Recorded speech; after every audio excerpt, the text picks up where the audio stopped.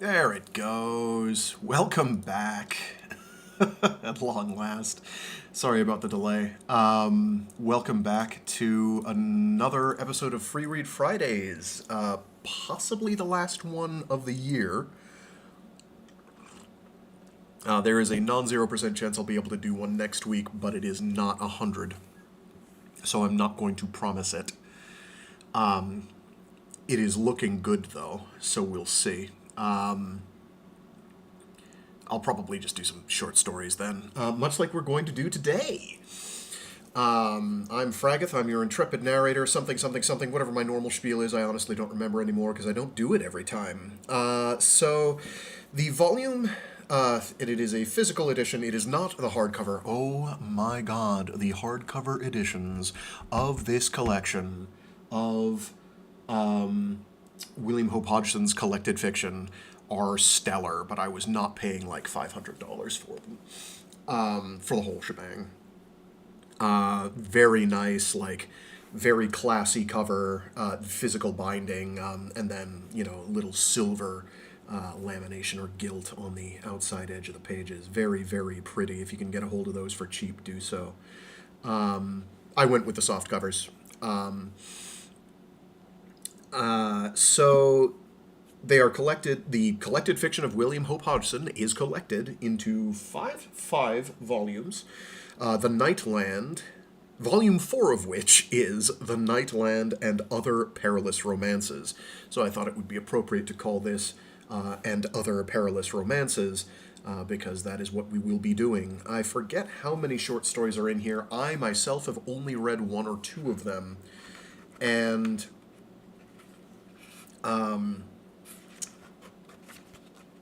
let's see, how many are there? There are 1, 2, 3, 4, 5, 6, plus a note on the texts, plus an editor's introduction, which I may or may not do. I don't think I did that. And it all adds up to something on the order of 70 pages, so I'm going to try and bang through as relatively quickly as I can without losing it, these. This should not be terribly difficult, because they are not written in distressingly dense, complex, and faux archaic prose. They are written like a normal person would write. This is not to say that I don't respect the hell out of the Nightland. I absolutely do. But it is not easy to read aloud. It is not particularly easy to read not aloud. Suffice it to say, I think I've read The Captain of the Onion Boat before, because that title leaps out to me. But out of these, so the stories we're going to read through, and I didn't put them in the stream description, are The Captain of the Onion Boat, The Smugglers, The Wailing Gully, The Girl with the Gray Eyes, Kind, Kind and Gentle is She, A Timely Escape. And A Timely Escape. There's also a note on the texts which I think just explains what they derived these from, which editions they derived these from. So I may just skip that. It's only like a page, so it doesn't really matter. At some point I'll get around to reading The House on the Borderland aloud. That one actually, I believe, takes place in the same universe as The Nightland, but at a different point in the timeline. So, without further ado, I guess let's get cracking. Well, there might be some additional ado.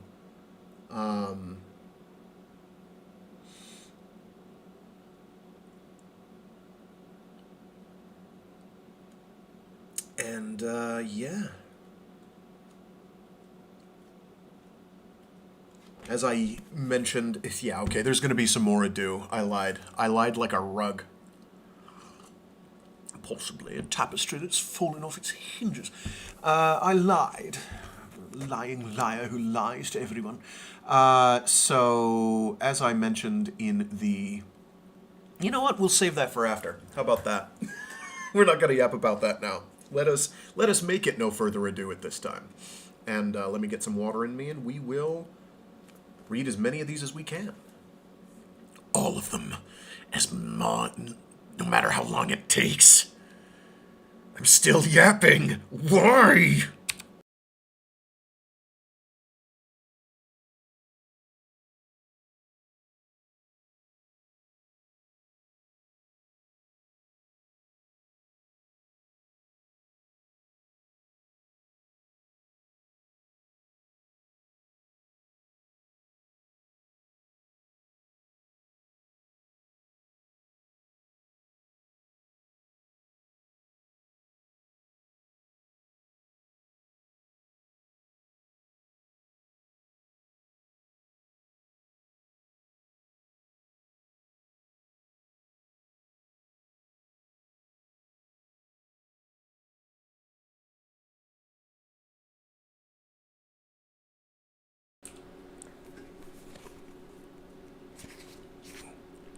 The Captain of the Onion Boat by William Hope Hodgson.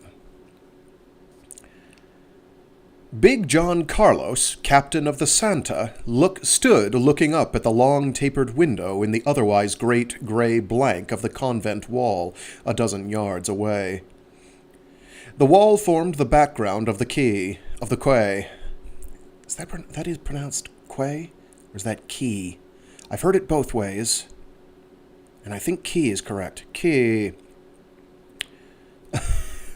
The wall formed the background of the quay, and between it and the side of the vessel was a litter of unloaded gear and cargo. The captain's face, as he stared upward at that one lonesome window, had an extraordinarily set expression, and his mate, a little lop-shouldered man, very brown and lean, watched him over the combing of the main hatchway, with a curious grimace of half sympathy and half curiosity. "Old man's got it bad as ever," he muttered, in an accent and language that spoke of the larger English. He transferred his gaze from the silent form of the skipper, standing in the stern, to the long taper of the one window that broke the towering side of the convent. Presently, the thing for which the two men watched came into view, as it did twice daily at morning and evening, a long line of half-veiled nuns who were obviously ascending some stairway within the convent, on to which this solitary window threw light. Most of the women went by the window quietly, with faces composed and looking before them, but here and there a young man would take this opportunity to glance out into the carnal world which they had renounced forever. A young nun. Did I say a young man? Most of the women went by the window quietly, with faces composed and looking before them, but here and there a young nun would take this opportunity to glance out into the carnal world which they had renounced forever. Young, beautiful faces there were, that looked out momentarily, showing doubly human because of the cold ascetic garb of renunciation which framed them, then were gone on from sight, in the long, steadily moving procession of silent figures. It was about the middle of the procession, after a weary line of seeming mutes had gone past, that the mate saw that for which he waited. For suddenly the great body of the captain stiffened and became rigid, as the head of one of the moving figures turned and stared out on to the quay. I think it is quay. Whatever, the mate saw her face clearly. It was still young and lovely, but seemed very white and hopeless. He noted the eager, hungry look in the eyes, and then the wonderful way in which they lit up, as with a strange inward fire, at sight of the big man standing there, and the whole face seemed to quiver into living emotion. Immediately afterwards she was gone past, and more mutes were making the grey ascending line. "God, that's her!" said the mate, and glanced towards his master. The face of the big skipper was still upturned and set with a fixed, intense stare, as though even now he saw her face at the long window. His body was yet rigid with intensity, and his great hands gripped tightly the front of his slack jumper, straining it, unconsciously, down upon his hips. For some moments longer he stood like this, lost to all knowledge except the tellings of his memory, and stunned with his emotions. Then he relaxed abruptly, as if some string within him had been loosed, and turned towards the open hatchway, where the mate bent once more to his work. "Why don't you get her out?" the mate remarked to himself. "They've been doing that they've been doing that years and years, from what I could see and hear, and breaking their blessed hearts. What the hell don't you get her out? It's easy to see she's a woman, a sight more than a blooming nun." So, at this time, I now have to mention that the mate speaks in phonetically spelled out, with apostrophes, text. So, why don't he get her out is spelled W''Y space don't apostrophe get ''ER out. "Why don't he get her out?" the mate remarked to himself. "They've been doing that years and years, from what I could see and hear, and breaking their blessed hearts. Why the hell don't he get her out? It's easy to see she's a woman, a sight more'n a bloomin' nun. In all of which the little crooked-shouldered mate showed a fund of common sense, but likewise an insufficient ability to realize how thoroughly a religious belief may sometimes prove a stumbling block in the pathway to mere human happiness. How a man of the stamp of Big John Carlos came to be running an onion boat must be conjectured. His name is explained by his father having been a Spaniard and his mother an Englishwoman. Originally, Big John had been a merchant, of a kind, going to sea in his own ship and trading abroad. As a youth he had become engaged to Marvona Delia, whose father had owned much property farther up the coast. Her father had died, and she had been an heiress, sought by all the youths about, but he, Big John Carlos, had won her. They were to have been married on his return from his next trading voyage, but the report went home to his sweetheart that he had been drowned at sea, and indeed he had truly fallen overboard, but had been picked up by a China-bound sailing ship, and had been a little over a year lost to his friends, before he had managed to reach home, to carry the news that he still lived. For this was before the days of the telegraph, and his one letter had gone astray.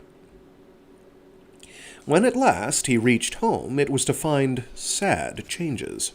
His sweetheart, broken-hearted, had become a nun at the great convent of St. Sebastian's, and had endowed it with all her wealth and lands. What attempts he made to have speech with her I do not know, but if his religious scruples had allowed him to beg her to renounce her vows and retirement, and return to the world to be his wife, they had certainly been unsuccessful, though it is quite conceivable that no word had ever passed between them, since she had put the world behind her. From then onward, through 9 long years, Big John Carlos had traded along the coast. His former business he had dropped, and now he wandered from port to port in his small craft. And twice in every year he would come alongside of the little wharf opposite to the great grey wall of the convent, and lie there for a week. And there lie for a week, watching year by year that long narrow window for the 2 brief glimpses daily of his lost sweetheart. After a week he would go. It was always a week that he stayed there by the old wharf. Then, as if that had exhausted his strength, as if the pain of the thing had grown in that time to be too dreadful to continue, he would haul out and away, whatever the weather or the state of the trade.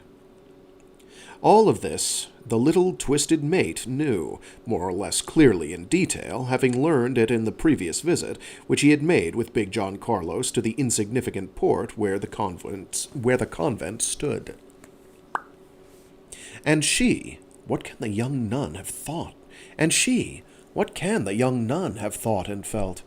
How she must have fought to endure the grey, weary months between the far-apart visits, and day by day glanced out of the tall stair-window, as she passed in the long, mute procession, for a sight of the little onion boat, and the big man standing in the stern, watching, tense and silent, for that one brief glimpse of her as she passed in the remorseless line of figures. And something of this also the little crooked-shouldered mate had realized, vaguely, and had achieved an instant through angry sympathy. But his point of view was limited and definite. "Why the hell don't he get her out?" was his brief formula. And that marked the limit of his imagination, and therefore of his understanding. His own religious beliefs were of the kind that are bred in the docks, London docks in his case, and fostered in dirty forecastles, and now he was "come down to this onion shunting," as he would have worded it.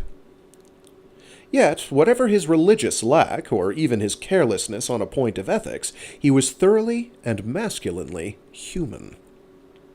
"Why the hell," he began again, in his continual grumble to himself, and had no power to conceive that the woman, having taken a certain step, might believe that step to be unretraceable, that usage, belief, and finally, bred of these two, conscience, might forbid even the thought, stamping it as a crime that would shut her out from the joy of the everlasting. The joy of the everlasting. The twisted little man would have grinned at you had you mentioned it. Sorry, little twisted man. The little twisted man would have grinned at you had you mentioned it. Why the hell don't he get her out? Would have been his reply, accompanied by a profuseness of tobacco juice. And yet, it is conceivable that the heart of the woman was, even this long while, grown strong to do battle for dear happiness. Her heart that had known, silently and secretly and dumbly, all along, the unnatural wickedness of her outrage of her womanhood. Visit by visit, through the long years, her heart must have grown fiercely strong to end this torture which her brain, darkened with the clouds of belief, had put upon her, to endure through all her life. And so, all unknowingly, because of the loyal brain that would not be aware of the growing victory of her heart, she was come to a condition in which her beliefs held her no more than if they had been cords that had rotted upon her, as indeed they might be said to have done. That she was free to come, the little mate had seen, using his eyes and his heart and his wit. To him it was merely a matter of ways and means. Physical. Or the hell? That was his puzzle. Why? With an angry impatience that came near to verging upon the borderland of scorn, the little mate would question inwardly. Was Big John Carlos bit with... Okay. So he's writing in the patois, but not as he's speaking. That threw me. Was Big John Carlos bit with them religious notions, same as the other dangos? Dagos. Ugh. Wince. Was Big John Carlos bit with them religious notions, same as the other dagos? He did not understand the complaint, or how it was achieved, but he knew, as an outside fact, that there was something of that kind which infected the peoples along the coasts he travelled. If Big John were not troubled in this way, why the hell? And so he would return to his accustomed formula, working furiously, in sheer irritation of mind. If he ain't religious, what is it? Can't see the way her eyes blessed well looks at him. Can't see she was mad and double mad to be out with him. Why did not John Carlos attempt to win back for himself the one thing that he desired in all the world? Maybe, and I think that it is very possible, in the early years of his return he had so striven, but the young nun, shaken with the enormousness of the thought, hopelessly weighted with her vows, had not dared to think upon it, had retreated with horror from the suggestion, had turned with an intention of double ardor to seek in her religious duties the calm and sweetness of the peace and joy which she felt to be lost to her forever in any more earthly way. It was the little crooked mate who was speaking to Big John Carlos in the evening of the 6th day of their stay beside the old wharf, and the big man was listening in a stunned kind of silence. Through those 6 days the little man had watched the morning and evening tragedy, and the sanity of his free thoughts had been as a yeast in him. Now he was speaking, unlading all the things that he had to say. "Why the hell don't you take her out?" he had asked in so many words. And to him it had seemed that very evening that the woman's eyes had been saying the same thing to the captain, as she looked her brief, dumb agony of longing across the little space that had lain between, yet which, as it were, was in verity the whole width of eternity. And now the little mate was putting it all into definite words, standing there, an implement of fate or providence or the devil, according to the way you may look at it, his twisted shoulder heaving with the vehemence of his speech. "You didn't ought to do it, Captain," he said. "You're breaking her up, and you're breaking you up, and no good to it. Why the hell don't you do something? Rescue her or keep away. If it's hell for you, it's just as much hell for her. She'll come like a little bloomin' bird. See how she looks at you. She's fair asking you to come and take her out of it all, and you just standing there. My God!" "What can I do?" said the captain hoarsely, and put his hand suddenly to his head. He did not ask a question, or voice any hopelessness, but just gave out the words as so many sounds mechanically. For he was choked, suffocating during those first few moments with the vast surge of hope that rose and beat upward in him as the little twisted mate's words crashed ruthlessly through the shrouding films of belief. And suddenly he knew. He knew that he could do this thing, that all scruples, all bonds of belief, of usage, of blind fears for the future and of the hereafter were all fallen from him as so much futile dust. Until that moment, as I have shown you before, he had not known that he could do it, had not known of his steady and silent development. But now, suddenly, all his soul and being lighted with hope, he looked inward, and saw as the man he was, the man to which grown and come to be. He knew. He knew. Would she? Would she? The question came unconsciously from his lips, but the little twisted man took it up. "Oscar! Oscar!" he said vehemently. "I know she'll come. I seen it plain in her eyes tonight when we looked out at you. When she looked out at you, she was saying as plain as you're out, 'Why the hell don't you take me out? Why the hell don't you? You ask her and she'll come out like a bird.'" The little mate spoke with the eagerness of conviction, and indulged in no depressing knowledge of incongruities. "Oscar!" was his refrain. "You, Oscar!" "How?" said the captain, coming suddenly to realities. The little man halted and stumbled over his unreadiness. He had no plan, nothing but his feelings. He sought around in his mind, and grasped at an idea. Write it on an hatch cover, with chalk," he said, triumphant. "Lean the hatch cover by you. When she comes, point to it, and she'll read it." "Ha!" said the captain, in a strange voice, as if he both approved and, at the same time, had remembered something. "Then she'll nod," continued the little man. "No one else ever looks over that. No one else ever looks out of that window. Scarcely. Not to think to write." Okay, we're going to try this again. This is not as easy as I thought it would be.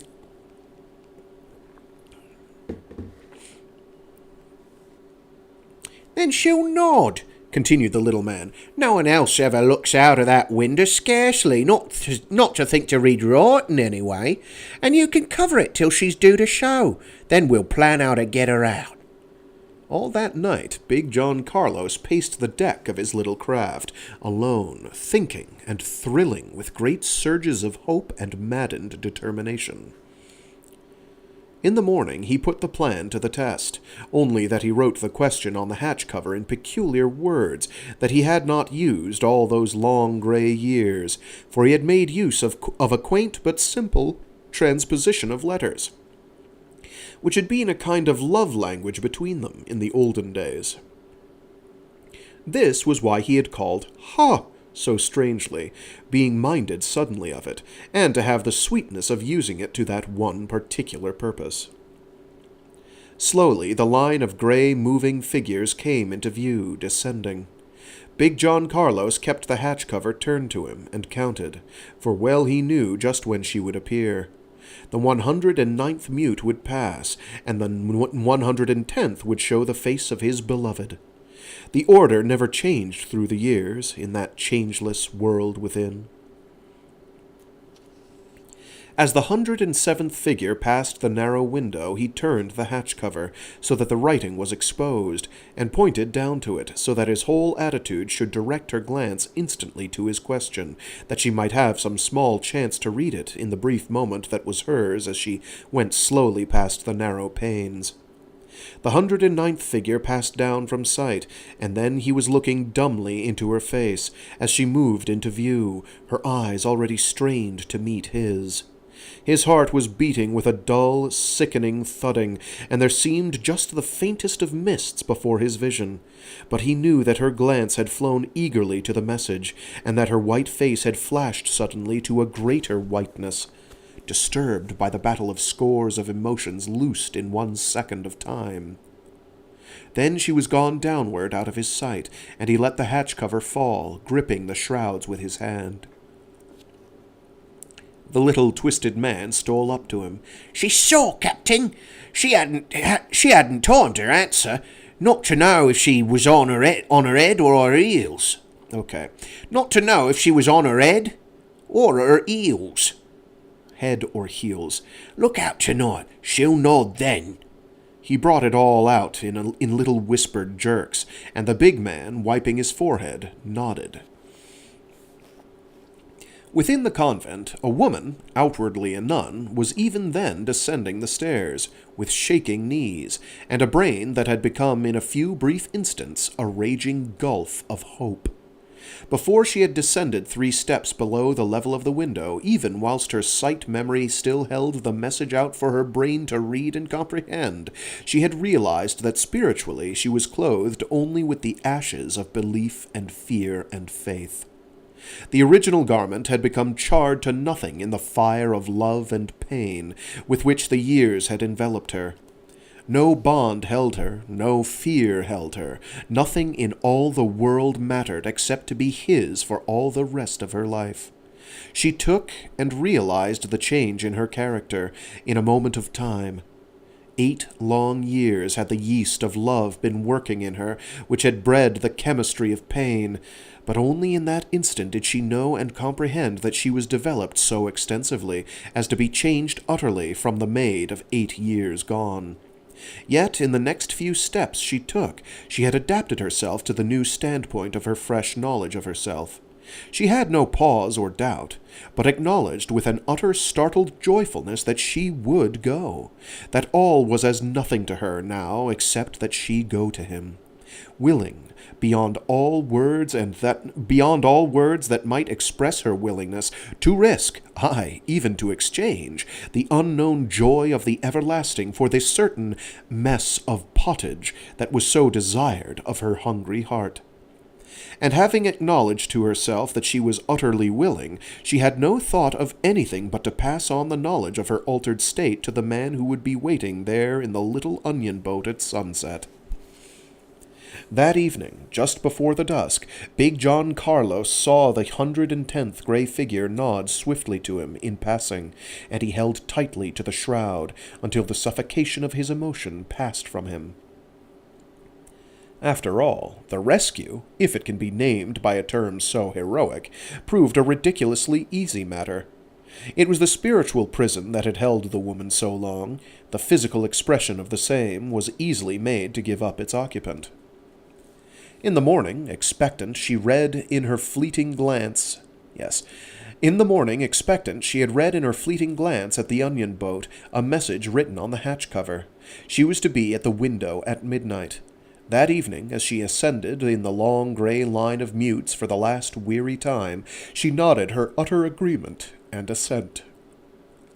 After night had fallen thickly on the small deserted wharf, the little twisted mate and the captain reared a ladder against the convent side. By midnight they had cut out entirely the lead framing of the lower part of the window. Lead framing? It could be a lead frame. I don't actually know. A few minutes later the woman came.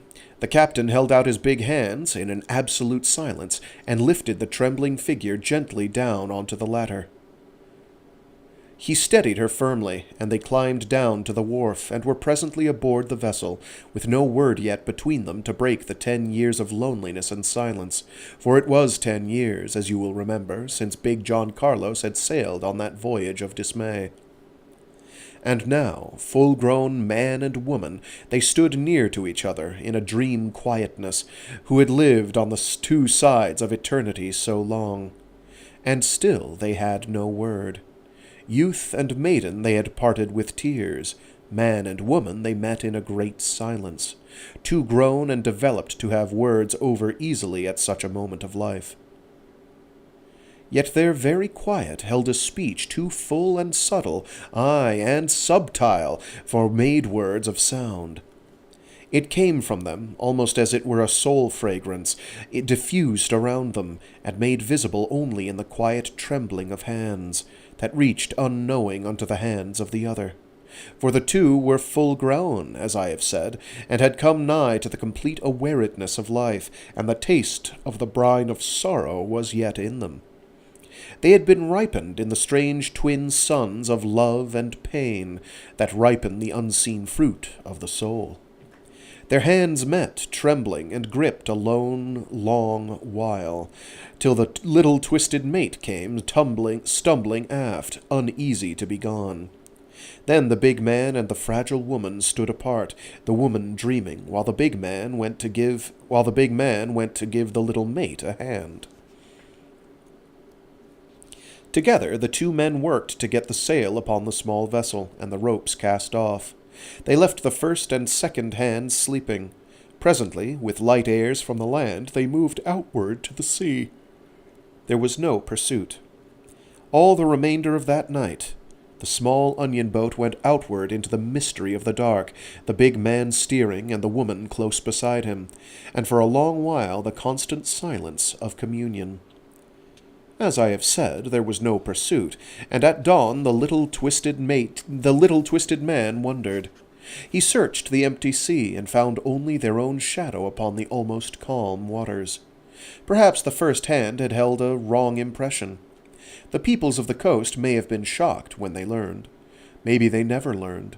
Convents, like other institutions, can keep their secrets, odd whiles. Possibly this was one of those times. Perhaps they remembered, with something of worldly wisdom, that they held the substance, wherefore trouble overmuch concerning the shadow of a lost nun. Certainly not to the bringing of an ill name upon their long holiness. Surely Satan can be trusted, etc. We can all finish the well-hackneyed thought. Or maybe there were natural human hearts in diverse places that, knowing something of the history of this love tale, held sympathy in silence, and silence in sympathy. Is this too much to hope? That evening the man and the woman stood in the stern, looking into the wake, whilst the second hand steered. Forward, in the growing dusk, there was a noise of scuffling. The little humped mate was having a slight difference of opinion with the first hand, who had incautiously made use of a parallel word for sacrilege for the second time. The scuffling continued, for the little twisted man was emphatic. "Sacrilege be jiggered! What the hell?" The physical sounds of his opinion drowned in the monotonous accompaniment of his speech. The small craft sailed on into the sunset, and the two in the stern stared blindly into distances, holding hands like two little children.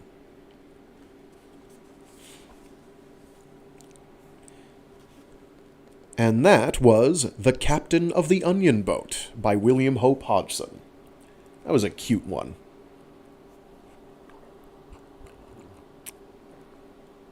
A tale of love lost and regained.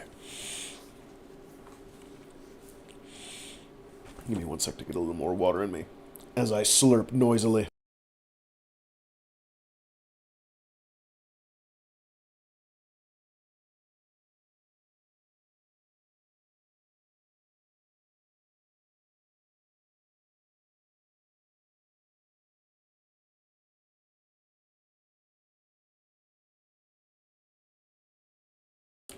Oh, hello all. Yes. We have Berlino, we have Optical Antenna, we have Frank Misers. Excellent, excellent, excellent. Hello all. The whole gaggle of folks is here, the regulars. So next we have The Smugglers, also by William Hope Hodgson. "I suppose," he said, looking down on me from his great height, "you think you're going to straighten out all the smugglers in this part of the country." The sneer was uncomfortably obvious, and I looked him over carefully, sizing up his weight and possible capabilities. I was the new preventative officer, and had only been in the little village of Burgett, in the South Devon coast, for a bare week. Yet already I had heard of this man who had just stopped me without ceremony to fire this jeer off at me. He was the only son of Squire Rossett of that neighbourhood, and noted as a wrestler for his great strength. Also, as I knew perfectly well, he was up to his ears, as the saying goes, in the free trade traffic. "Mr. Rossett," I replied, "I dislike the tone of your question." And with that I turned on my heel and left him. Behind me, as I went, I heard the man's great bellow of rude laughter, but I went on my way and kept my temper in hand. Yet, in justice to myself, I must tell you that there was honestly no bodily fear at the back of my quietness, for though he was a huge, powerful man, about 4 or 5 inches taller than I, and very broad-seeming, I knew that I was probably the stronger man of the two, and possibly quite as heavy, for he lacked both the chest depth that was mine, and the weight of shoulder development.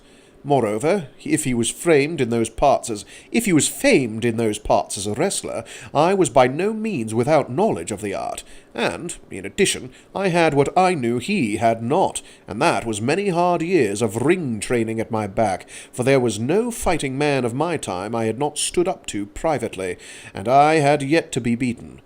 All this in justification, and in no way to be set down to over-conceit.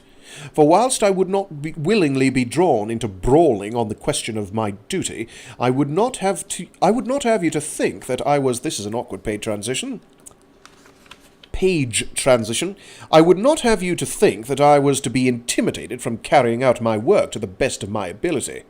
I had been sent with extra men to Burgett to put down the smuggling, which had assumed such prodigious proportions as to have attracted the attention of headquarters, and put down the smuggling I meant to do. Indeed, already I had spoilt 2 night runnings, and 3 men of the neighbourhood were even then waiting their trial as a result. And by this telling you will the better understand the attitude of the squire's son. Yet I was sorry for this ill feeling on his part, for the squire had 6 daughters, and one of them, Miss Ruth Rossett, as I had already learned she was named, had taken my eye strangely at church the previous Sunday, so that since then 12 times I had caught myself thinking upon her. On this day it seemed that I was to have my full share of the disagreeables, for presently, as I went down the cliff path, there met me full in the way of the squire's 6 daughters, to whom I had been formally presented after the service by Parson Wenlock. To these I gave salute, and stood off the path for them to pass. But indeed they went by me with their skirts withdrawn and their faces forward, as if I had been but a matter of dirt upon the pathside. And I had thought, foolishly enough, that must be. So something interesting that happens in this is, I think they must have scanned it. Whatever source text they had used, they had scanned, and then the algorithm that was supposed to transcribe it goes by visuals. So occasionally you'll have stuff that could maybe have looked like that letter get flipped to one that could maybe have looked like that letter. That isn't the right letter.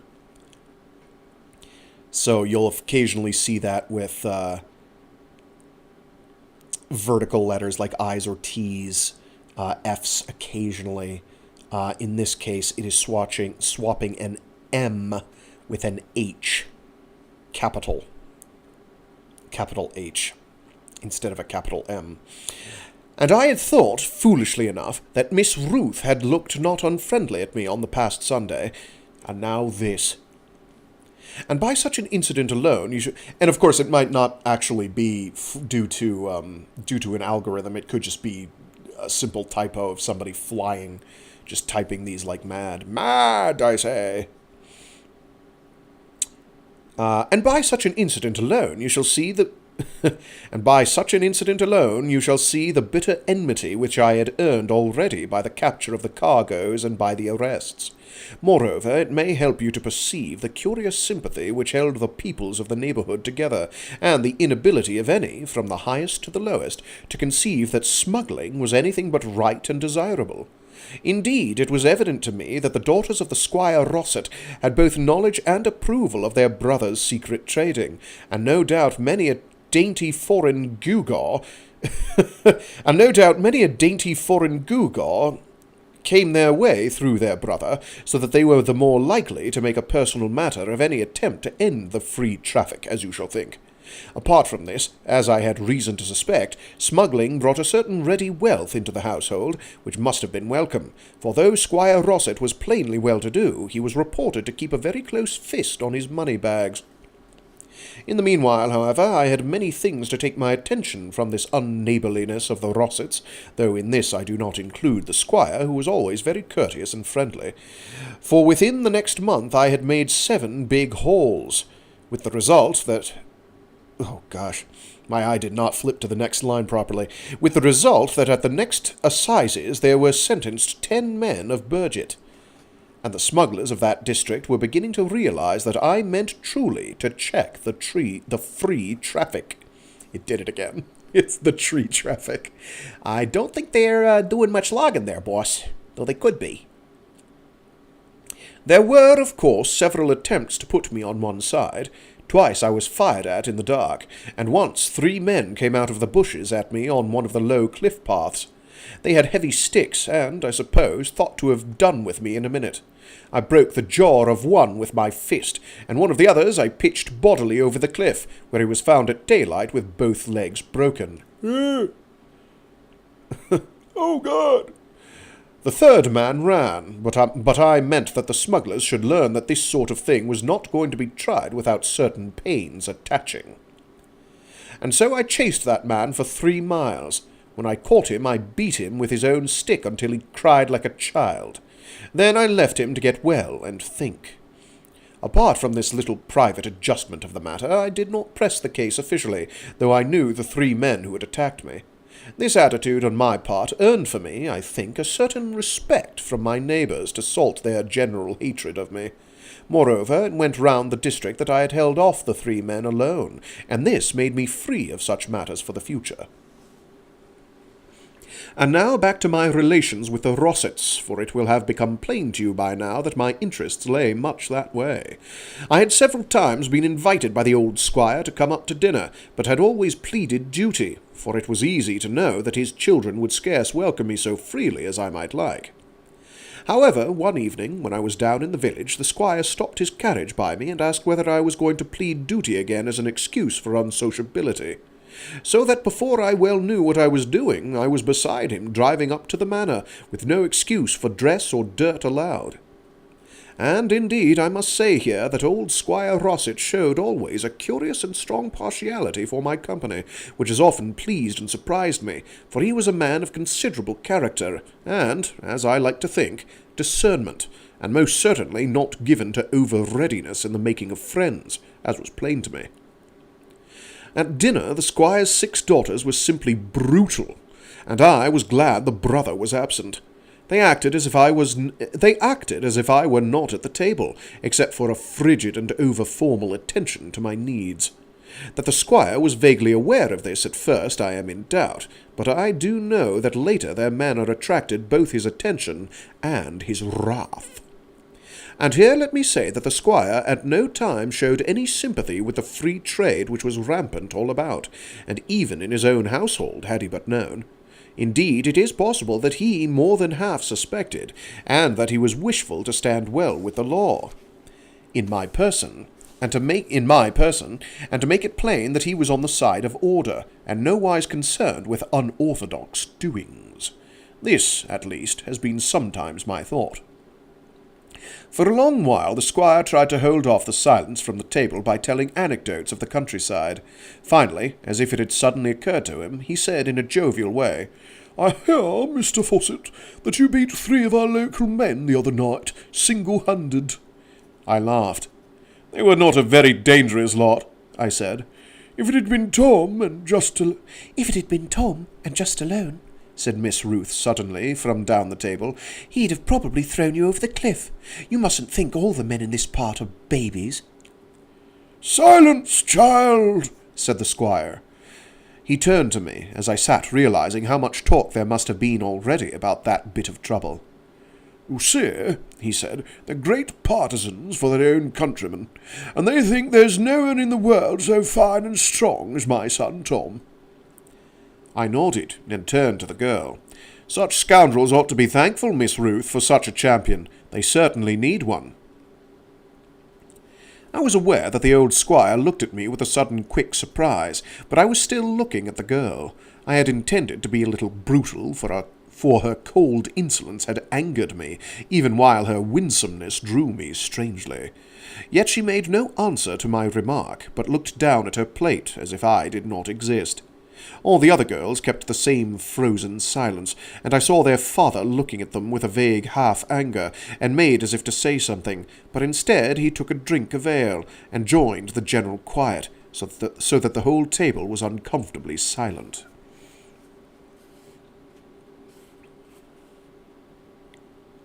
After dinner we moved into the drawing-room, where Miss Ruth played the harp and sang several ballads.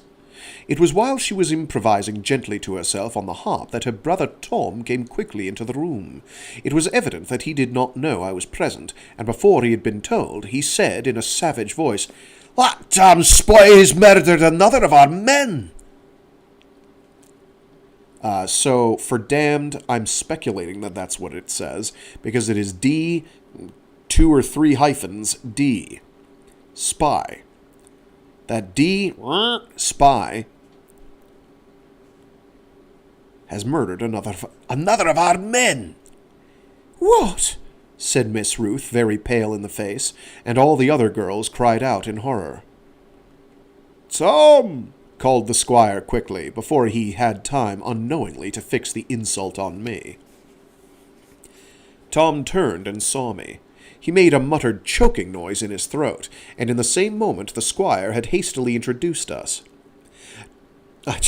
Tom looked at me and bent his stiff neck to a curt nod, to which I responded with ordinary courtesy, though I had no doubt but that his remark referred to the hanging that day of one Martin Lowther, who had shot Thames Taunton, a man of my patrol, a month previously at a surprise of a cargo running, and had been condemned on my evidence. Regarding this same Martin Lowther, he was an infernal blackguard, whilst Taunton had been a steady, splendid fellow, and but newly wed to a pretty girl, so that you must understand my heart held little pity for Lowther, who, it seemed, had always been a low, loafing, tippling, tongue-wagging longshoreman, with a dirty and ugly record to his back. Yet, as you will perceive, I could only ignore Tom Rossett's remark, and pretend, at least whilst under their roof, that I had no understanding of what it was that he had referred to. For a while young Rossett remained, and the conversation became general in the room, so that presently I felt that the tension had been eased, and that a more sociable spirit was prevailing. It was because of this feeling that, when Tom Rossett left the room a little later, I walked over to where Miss Ruth was sitting idly by the window, and asked her whether she would pleasure me by singing a favourite old love song. In a moment I saw that I had made a mistake in supposing that there was either grace or courtesy in the girl, for she said no word, but looked silently up at me with a kind of white scorn. Abruptly she got to her feet and went over to the harp. Then, sitting down, she sang the Hanging of the Spy, with such deliberate and deadly insult, considering my request in the circumstances, that I quietly took my leave without more ado. The old squire let me go only with reluctance and in bewilderment. I learnt afterwards that when he found out just what had happened beneath his very nose, as we say, there was such a storm in the manor as was not forgotten for a long while. And indeed, though I did not know at the time, this had something to do with a note of cleverly worded explanation and apology, which was brought next evening to my house by no less a person than Tom Rossett himself. He, to my amazement, made a jovial sort of apology for all, and explained that I must not take them too seriously, but make some allowance for their feelings of partisanship for their own villagers, who had been born and bred on their own land. All this, as you will understand, quite took the wind out of my sails, so that I could not be stiff with the man, but felt that he must be a decent fellow at bottom.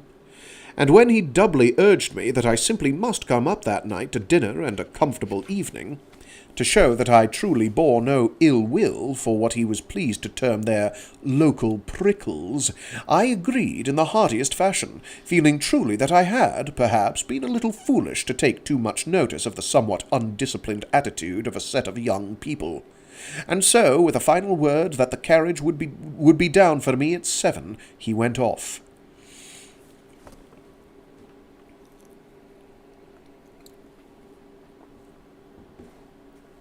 That night I found that young Rossett had not exaggerated, for I was welcomed courteously by all the girls, though, as might be expected, with a certain reserve which was developed to actual constraint in the case of Miss Ruth. However, during dinner, at which the old squire paid me the nicest attention, the girl became more natural, and by the end we had arrived almost at a friendly attitude. Yet under her manner there seemed to be always a strange submission, or rather repression, as if she were not being quite truly herself. I know of no other words with which to explain this vague impression I had when speaking to her. When in the drawing-room after dinner, Miss Ruth moved over to her harp, and played the prelude to the very song which I had asked her to sing me on the preceding evening. Then she began to sing the song itself in a low voice, and the room was utterly quiet, save for the quaint melody of the song, and the deep, mellow notes of the harp. And then, as I sat listening with my feelings a little stirred, my gaze fell on the old squire, and I knew suddenly a part of the reason for this friendliness on the part of the Rossett family, and the girl's curious seeming of submission and repression of herself, for the old man, not aware that I saw him, was looking at the girl with a fierce, stern look in his eyes that showed me he must have been mightily angered, and wakened to mastery by his family's disgracing of all the laws of ordinary courtesy and hospitality. Indeed, it was obvious to me that he was truly master in his own house when he chose, and in this case he had chosen, and his family had been forced to obey. And all this I reasoned out from a quick flash of intuition as I sat listening to the song. At first, as you may think, I had a feeling that I wished for no such forced welcome as this, but after a little thought I saw that it would be foolishness to act upon this feeling and refrain from ever coming near the manor again, for I knew that I was already more than attracted to Miss Ruth, and I made up my mind then that I would make them all to realize that I was worthy of their friendship, and then, perhaps, I might teach the girl to love me. And indeed, within a week I had reason to feel that I was succeeding, for the friendliness of the family began to have an unstrained note in it, so that I could see that the old squire had relaxed his stern attitude to his family, and felt comfort there's no hyphen there. It's a line break. Comfort able. The old squire had released his stern attitude to his family, and felt comfortable now to leave me in their hands. I was now a regular visitor, and, indeed, a place was always set for me at dinner, so that I might truly call myself a friend of the family. Also, perhaps because the others saw my preference, I noticed that presently it seemed to be taken for granted that Miss Ruth and I liked to be together, for often we would find that matters had resolved themselves this way. And truly she seemed not to dislike my company, though always in a quiet, half-shy, half-reserved way that stirred me with more than a vague hope that she had begun to care a little for me. Sometimes, when the 6 girls were returning from their daily bathe, I would meet them and walk back to lunch, at such times carrying Miss Ruth's towel, which act of service pleased me in that strange but natural way which is familiar to most who have fallen in love with a maid, for I knew now that I was very much this way, yet quite unsure of the girl. Then one day Miss Ruth, as I met them, remarked that bathing made her tired, and that she thought it might be as well to drop it for a time and go for some good long walks. This emboldened me to offer myself as an escort, and to my great pleasure she was pleased to accept, so that I felt surely she must care, if but a little. From thence onward, through a short, happy month, I took Miss Ruth for a good walk during the time. Wow, I can't read. From thence onward, through a short, happy month, I took Miss Ruth for a good walk during the time in which her sisters went for their morning bathe, meeting them on the homeward journey, and so with them to the manor, where I had lunch as one of the family. By this time I was thoroughly miserable unless I was with Miss Ruth, yet I could not bring myself to risk the utter misery of a refusal, so that day after day we walked quietly in country lanes, she seemingly shy but content to be with me, and I in a distress of doubt. Yet I felt sure that she must know that I loved her, for I showed it in 1,000 ways, possibly clumsily and foolishly, though I felt so dumb. Then one day I came upon my tragedy. I met the sisters coming down as usual to their bathe, but Miss Ruth was not among them. They told me that she had stopped at the stile on the corner to rest, and that I should probably find her there, whereat I hurried on. As I drew near, I should probably I just read that line. As I drew near the bend of the lane which hid the stile from me, I heard suddenly Tom Rossett's voice, raised almost to a shout in anger. He was saying something vehemently, and it sounded as if his sister were trying to reply. They evidently did not hear me as I came along on the soft grass bank bordering the lane, and even as I puzzled a moment how to let them know that I was near, I heard my name, and knew that Tom was accusing his sister bitterly of being in love with me. I paused eagerly, listening to her answer, for it was what my heart had been aching yet dreading to hear for all the past weeks. Then, like a bitter, unbelievable slap in the face, her laughter came hard and scornful, and I heard her tell her brother that she had done no more than she had agreed to do, which was to hold me from the shore whilst the cargoes were run, that she loved me as little as he did, and that if he did not approve of her methods, he had better take me country walks himself, and so combine courtesy to the enemy, thereby obeying their father, and assistance to the smugglers all at the same time, and she hoped he would have as much or as little entertainment out of it as she had gained. And all this with a fresh and bitter accompaniment of scornful laughter, so that my heart was cold and sick and hard within me. "If I did," said Tom Rossett brutally, "I'd wring his neck for him and leave him in the wood, the spying, murdering scum that he is." I walked round the corner of the lane and came upon them. The girl cried out something with a little frightened gasp, and I saw her face whiten. "So," I said, looking at her with a grim contempt, "you can stoop to break a man's heart for such paltry ends." She made no attempt to answer, and indeed I waited for none, but came round swiftly on the brother. "At last, Mr. Rossett," I said, "you will be able to show off that strength of which you are so proud, you treacherous beast."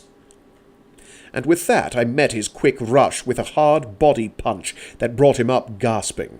I heard the girl sobbing as she... What? No, there's just an extra comma there. That's probably another misprint. I heard the girl sobbing where she stood by the hedge near the stile. Then the man tried a hold on me, which I slipped and punched him off. A dozen tries he made to grip me, but I hit him cruelly hard, for he was too strong and heavy a man to deal gently with. Moreover, I intended to punish, for I was as bitter as gall. And so, in a minute, I had him rocking on his feet, for I had near hit the life out of him. Then I went in quickly and threw him very hard, so that he lay stunned upon the ground. And Miss Ruth just standing near the stile, as pale as death, and bright-eyed, and shaking with strange, dry sobs. "Oh," I said, looking at her and speaking between my gasps, "he's a brute, but he's a man. What are you?" Then I turned and went down the lane as quickly as I might. As soon as I had steadied sufficiently, and fought down the mad, hopeless pain at my heart enough to think, I hurried down to the station to find out how it could be possible that there had been any running of smuggled goods in broad daylight, as was obvious must have been done from what I had overheard Miss Ruth say to her brother. Yet no man had the least suspicion that there had been any running of late, and unless I supposed that there had been a general slackness among my own men, I could not conceive how the thing could have been worked, whether my attention was withdrawn or not. Yet that goods had come into the district I was soon able to prove by the reports of the inland officers, so that for the next month I was continually round the cliffs, visiting my men both day and night to see that the patrols were not shirked. And glad enough I was for the constant work and watching, for a more sickening month of misery I never passed. I had not merely lost the girl I loved, but all the glamour of love and all my ideals, so that all the world seemed hopelessly grey and sordid. And yet, so far as the results of my work went, I was failing to stop the smuggling. For the up-country men still reported goods coming in duty-free, but how it was done I could not imagine, and I had almost decided to send for more men and put out a couple of patrol gigs when I got a hint that put me back on the track. A note was slipped under my door one night, with this single line printed across it. Pride before fallin'. Watch the squire's leddies bathe in. It was certainly a curious composition, and was obviously written by some woman of the people who had reasons to hate It was certainly a curious composition, and was obviously written by some woman of the people who had reasons to hate the Miss Rossets. To me it meant one thing, the explanation of the mystery. The secluded little cove where the squire's daughters went for their daily bathe was quite near, comparatively speaking, to my house, so that it had never appeared necessary to have a patrol over a place that was practically always under my own eye, and, of course, during the time of the girls' bathing, I had been walking with Miss Ruth. Moreover, since I had discovered the heartlessness of the girl, I had taken very good care to avoid that part of the cliff path during the hours when the girls would be likely to appear, and so, of course, unconsciously doing the particular thing that they desired. The morning of the following day I kept a watch for the coming of the Miss Rossets, and as soon as I had seen them go down the cliff path to their bathing cove, I took 6 of my men and placed them on the upper path, with orders not to move unless I whistled twice. Then I took the lower path down into the cove and went quietly. At the bend, from which a view could be had downward, I came upon the girl's maid, who ran up to me in a great fluster to tell me that the leddies were bathing below, and 'twould not do for me to go down.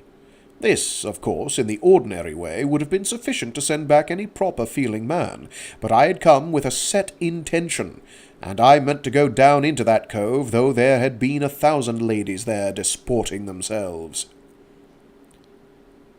Hard. When the maid saw that I took no heed of her warning, she made to run before me to warn her mistresses, but I caught her in a moment and set my hand over her mouth to quieten her. Then I went backward up the path with her, and left her in the charge of my coxswain. Coxswain. C-O-X swain. I don't remember what those are, but he's a coxswain. A swain of cocks. Plural. Several? I don't know. Then I went backward up the path with her, and left her in the charge of my coxswain, telling him to plug her mouth if she attempted to shout. A minute later I was back again at the bend of the lower path, and looking below me into the cove. Down there the 6 maidens were laughing and splashing about in the shallow water in costumes less complete than had before occurred to me, for it was obvious that they had never so much as imagined that they would be intruded upon.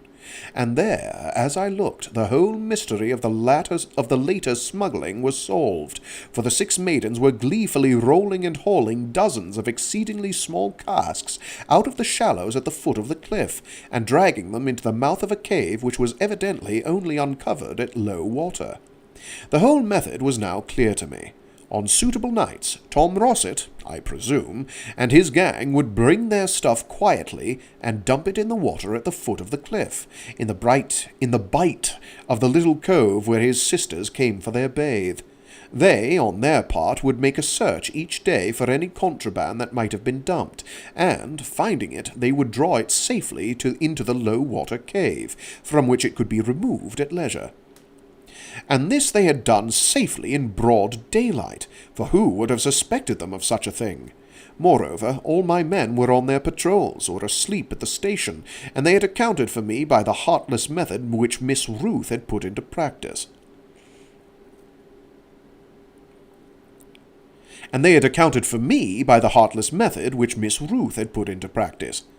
All the casks, I noticed, appeared to be loosely roped together in the way common to this method of hiding free goods, but with more line than usual between each cask, evidently done purposely to make them easier handling by the girls, who worked with zest at their unlawful task, their laughter rising up to me clear and shrill through the splashing of the water.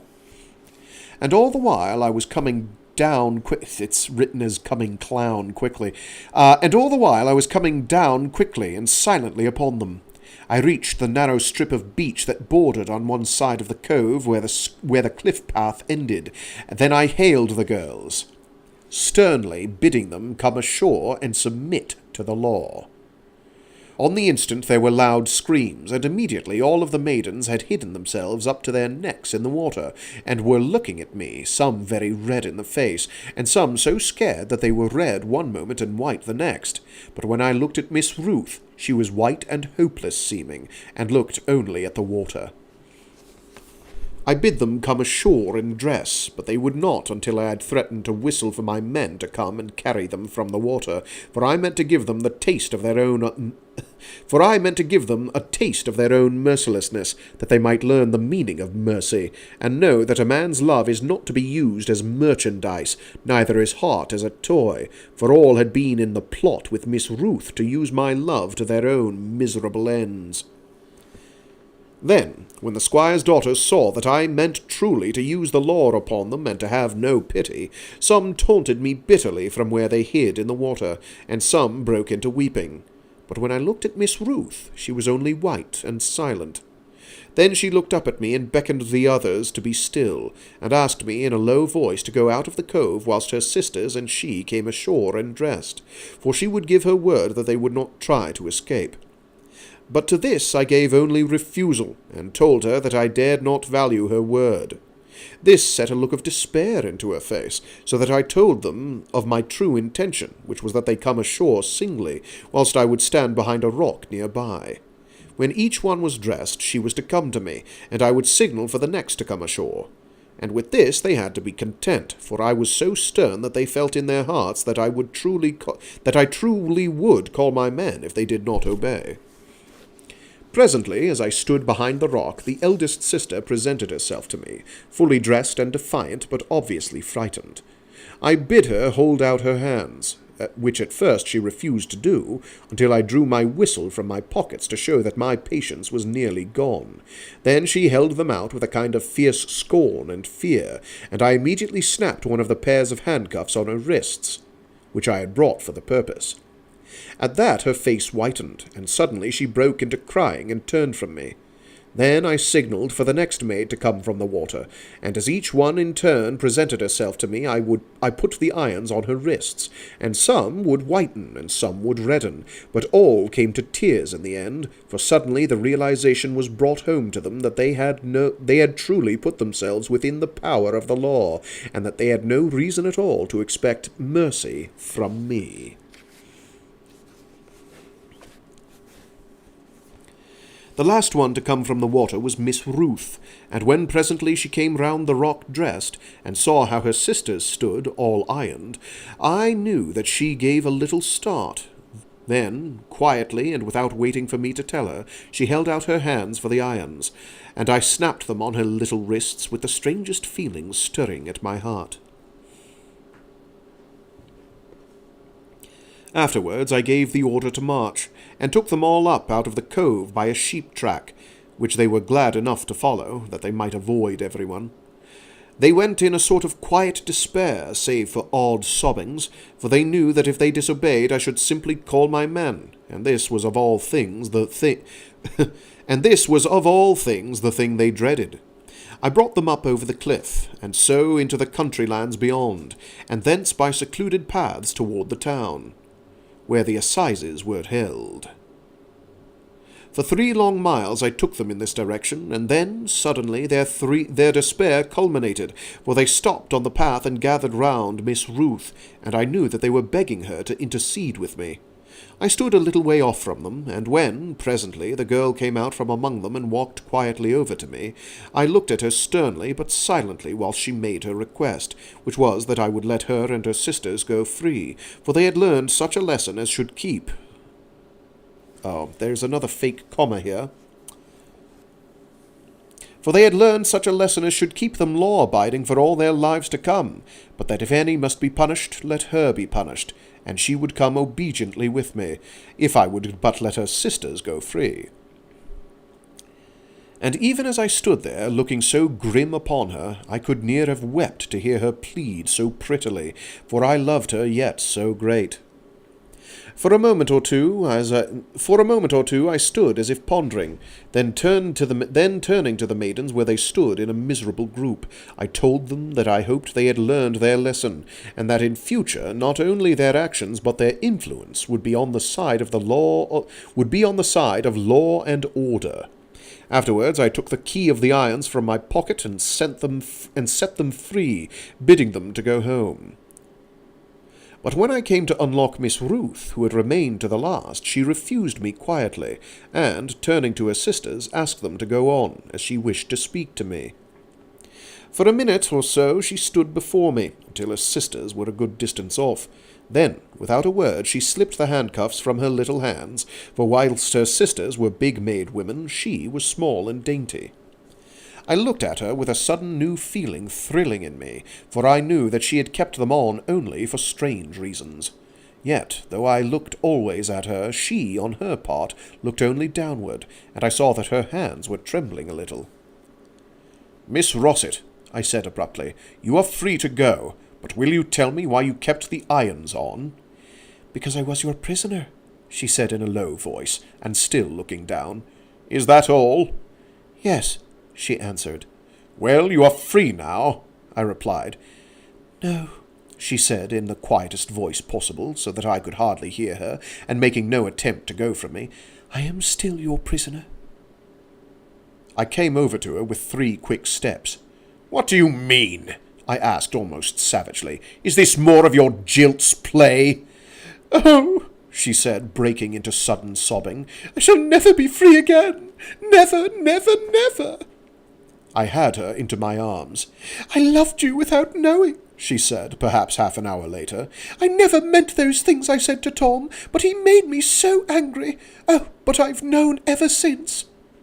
And I said nothing, for she was still in my arms. I mean, I guess that's a love story. Anyway, that was The Smugglers by William Hope Hodgson. Give me 1 sec to water up here.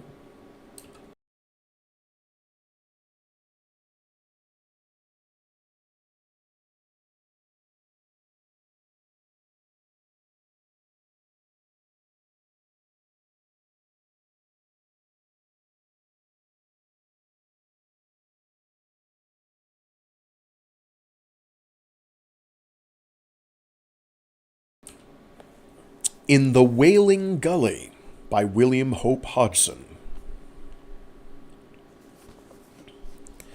"Do you know," said a clear, girlish voice quite near to me, I think I should like you if you weren't so conceited." I turned from my painting and stared in among the rocks and great boulders to my right. Then I saw her, a pretty girl of about 16, leaning over the top of a large boulder, with her chin resting on her hands. She was regarding me with queer, half-amused mischief. I stood up gravely and bowed. Then I sat down again on my painting stool. "Come and talk to me," I said. "Conceit was always my besetting sin. Help me to fight it." "You think I'm only a child," she replied quaintly, and came out from among the rocks. "Nobody realizes that I'm grown up. I'm 17. I made as if I would rise again to bow, but she checked me with a little gesture. "Don't be an ass," she said, and I sat down quickly, striving to obey. "You know," she said, pausing to look at my work. "You knew that I was looking all this time, and you tried to seem unconscious. You thought I was thinking what a nice-looking man you are." I screwed round on my stool to face her. "I'm sure I didn't," I said quite indignantly. "I never dreamt that there was anyone within a mile of me. I understood the natives kept away from the Wailing Gully, as they call it." "There you go again," she replied. "Because you're so conceited you think all the natives are fools. Why, there's no place along the shore where the people come more. We're always searching round here and in the gully for the treasure, on the sly." "If you were a boy," I said with decision, "I'd like to shake you. You've no right to say I'm conceited. You don't know." "You?" she said, and laughed wickedly. "Why, you're a painter. You couldn't shake anyone. I don't think you even paint very well. Look how you foreshortened that rock." And then, before I could reply, she was off again among the rocks, and gone from my sight. "Well," I said to myself, who the deuce is she?" I looked suddenly at my painting of the Wailing Gully. "By Jove," I muttered, "she's right. Who the deuce is she? She's got eyes, and she knows." After that, I sat quiet for a bit. I was only 22, and her suggestion that I was a boneless artist chap had really annoyed me, for I had been an athlete all my life, and not a toy one either. But after a little while, I was not half so much annoyed as curious and stimulated. Who was she, on this lonely piece of the Devonshire coast, apparently quite alone and utterly unconventional? She had a sound backing of culture behind all her unusualness. This had been apparent to me. I sat idle for a long time, thinking. Then I climbed onto one of the biggest rocks nearby and had a look. It says look lip. That's got to be another weird misprint. Who knows how many of those were in the Nightland? That made my life even more difficult than it otherwise would be. Yay. I sat idle for a long time, thinking. Then I climbed onto one of the biggest rocks nearby and had a good look up and down the coast, but only the desolation of the lonely shore met me on every side. "And the treasure," I said with sudden memory. What did she mean? What treasure? I leaned over the edge of the great gully which goes winding for a mile among the huge rocks and boulders. What treasure? Surely it must have been some obscure local jest. The sea went bubbling and making strange cries and eddyings in the deep holes, which one could believe had never been uncovered through 1,000 years. Doubtless it was this same curious noise of the tide in the great gut which had given it. I got lost in that sentence, that's on me. Doubtless it was the same curious noise of the tide in the great gut which had given it the local name of the Wailing Gully. I could imagine that it would be a dree place to come near at night. Why, I asked himself, had the locals, or natives, given me to understand that it was a place avoided, when, as the girl had told me, everybody came round on the quiet searching for some treasure? Either they or she had been taking a gentle rise out of me, or the locals had been genuinely desirous of keeping me from prowling about there. Perhaps they thought I was a treasure prospector in disguise. As a matter of fact, however, I did not really believe either of these things. I thought it far more likely that if any treasure hunting were being done, it was carried out very slyly, and each man supposed he was the only one on the hunt, with the result that everyone tried to keep up the illusion that the Wailing Gully was avoided, because each believed that this impression was general, and served to keep other people away. In other words, each man was willing to believe that his neighbors were fools, was willing to believe that his neighbors were fools, and he the only wise and unsuperstitious human in that district, which is a very common form of delusion. Presently, finding that I could not concentrate again on my work, I went back to my rooms in the Black Bat Inn in Dreesthorpe. What a name. Dreesthorpe, which is the nearest village, about 27 miles from the nearest station. Here, at first, I had intended to make inquiries about the pretty girl who wandered alone among the rocks and spoke her mind so frankly to strangers, or at least to this particular one. But somehow, in the end, I could not fancy digging my information about her out of the stolid landlord. So, after one or two rather pointless questions on my part, and equally pointless and apparently bewildered replies on his, I desisted, and determined to be back at my painting in good time the next morning, when I hoped that the pretty maid would come again to the attack. The following day I carried my gear over the intervening desolation of the shore until I came again to my old sketching place. Here, having set up my easel, I tried hard for a couple of hours to work, but it was impossible, for I could not keep my attention fixed. All the time I was wondering whether the maid would appear, and 100 times in the hour I would glance round, expecting to see her looking mischievously at me from among the rocks, but never a sign was there. Abruptly, away down the gully, I saw something flashing in the sunlight. As I stared, I realized that it was the hand and arm of a swimmer. For 10 minutes I watched it draw nearer, and suddenly I knew that it was my girlfriend of the previous day, coming on up the gully with the easy, strong, swinging stroke of the real swimmer. I stood up in amazement and almost anxiety, for the eddies and swirls of the tide in the great gully made it a dangerous place. A few minutes later the girl came opposite to where I stood, and, catching at a jutting piece of rock, pulled herself out of the water and sat down some distance below me. She took her hair down and wrung it out, looking upward at me mischievously, but without saying a word. "Is it safe?" I said at last. "I don't know who you are, but I'm sure your people would be very anxious if they knew. Look at the eddies." The girl put her head a little more on one side and looked up at me with a pretty grimace. She began to recoil her hair upon her head. "I've come to apologize," she said at last, "though you really needed it." Then, with a quick, lithe movement, she slipped into the water, swam a dozen yards below the surface, and came up in the middle of the gully.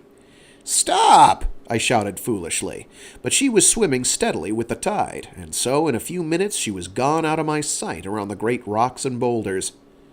I did no real work that day, and the evening found me thoughtful. Later in the day I had followed the course of the Wailing Gully to where it opens out wildly into the sea, but there were nowhere any signs of the girl, nor of any other living creature.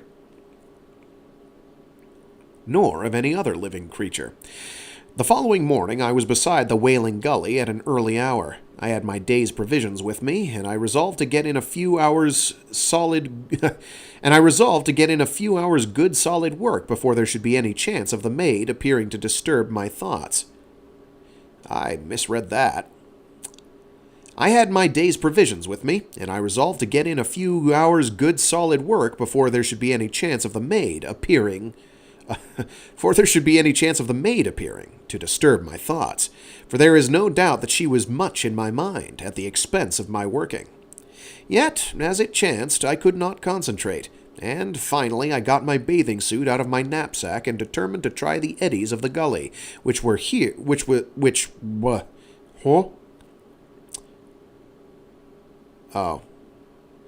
Yet, as it chanced, I could not concentrate, and finally I got my bathing suit out of my knapsack and determined to try the eddies of the gully, which was here quite 20 yards across, though in places it narrowed down to about a dozen feet. As soon as I plunged in, I found the plucking and pulling of the eddies very upsetting, so that I should have been tempted to climb out at once if I had not seen the girl swim through it all. Later, I found that at certain states of the tide the gully was really dangerous, and, indeed, I felt then that a weak swimmer would have been drawn under and ground against the rocks very quickly. Presently, after I had swum down for about half a mile, I found the plucking of the eddies to ease, and I turned about and came up in the still water, for it was now close upon the still between the tides. I climbed out again opposite to my easel, and sat for a minute or two on the rocks in the sun. It was whilst I was sitting here that I noticed suddenly that I could see the bottom of the gully, for the surface of the water had grown temporarily quiet because of the still and the utter lack of wind. The bottom I saw was formed of masses of round stones, as round as big marbles, though some were as big as cricket balls. These seemed to be lying in worn hollows of the rocky bottom. A little upward of the gully I saw a worn, twisted portion of ironwork, and I thought I would go down to examine it. I dived in and swam underwater until I came to the place, but there was nothing peculiar about the ironwork, for it was merely the battered fragment of a ship's iron rail, which had been jammed into a crevice of the rock. Near it I saw that there was a battered and twisted piece of copperwork, which was all verdigris. The design looked old, and I pulled at it to take it up with me, but it also was jammed tight, evidently by the action of the tide. As I turned to swim back, I saw a worn mass of iron, evidently a portion of an old anchor, which had been brought up by the scour of the tide. Then I was at the surface, panting, for I must have been under water for nearly 2 minutes. I climbed out and dried and dressed. As I was doing so, I noticed suddenly that the eddying movement of the water in the gully had recommenced, so that the bottom was now invisible. I had just finished dressing and was wringing out my swimming costume when someone spoke close to me. I jumped and turned quickly. The girl was sitting quietly on a rock about a dozen feet away, quietly and critically looking at me. "Do you know," she said, "I believe that you could shake me after all. I had no idea you were really like that." I stared at her, utterly wordless. At last I managed to ask, "How long have you been there?" "I've just come," she said, "but I saw you swimming when I was on the other side of the gully. If you hadn't been a very strong man, you would have been drowned. You should never go in just before the still. You ought to have known that." "How did you get across?" I asked, still staring at her with a vague uncomfortableness, for I had dried and dressed with no thought of the nearness of any stranger. "At the Lover's Leap," she said, "about a half-mile down. I gave you a quarter of an hour to dress, and then I came along. You must be conceited, or you wouldn't take such an awful time." "What's her name?" I asked abruptly. "What's yours?" she replied calmly. "John Elliot." "Mine's Betsy Dunton," she said. "Squire Dunton's daughter?" I asked. She nodded. "The madcap!" I said. "Oh, now I understand. You see, Miss Dunton, you've got what the butcher's boy would call a repetition for high spirits. Even the stranger without your gates hears about you."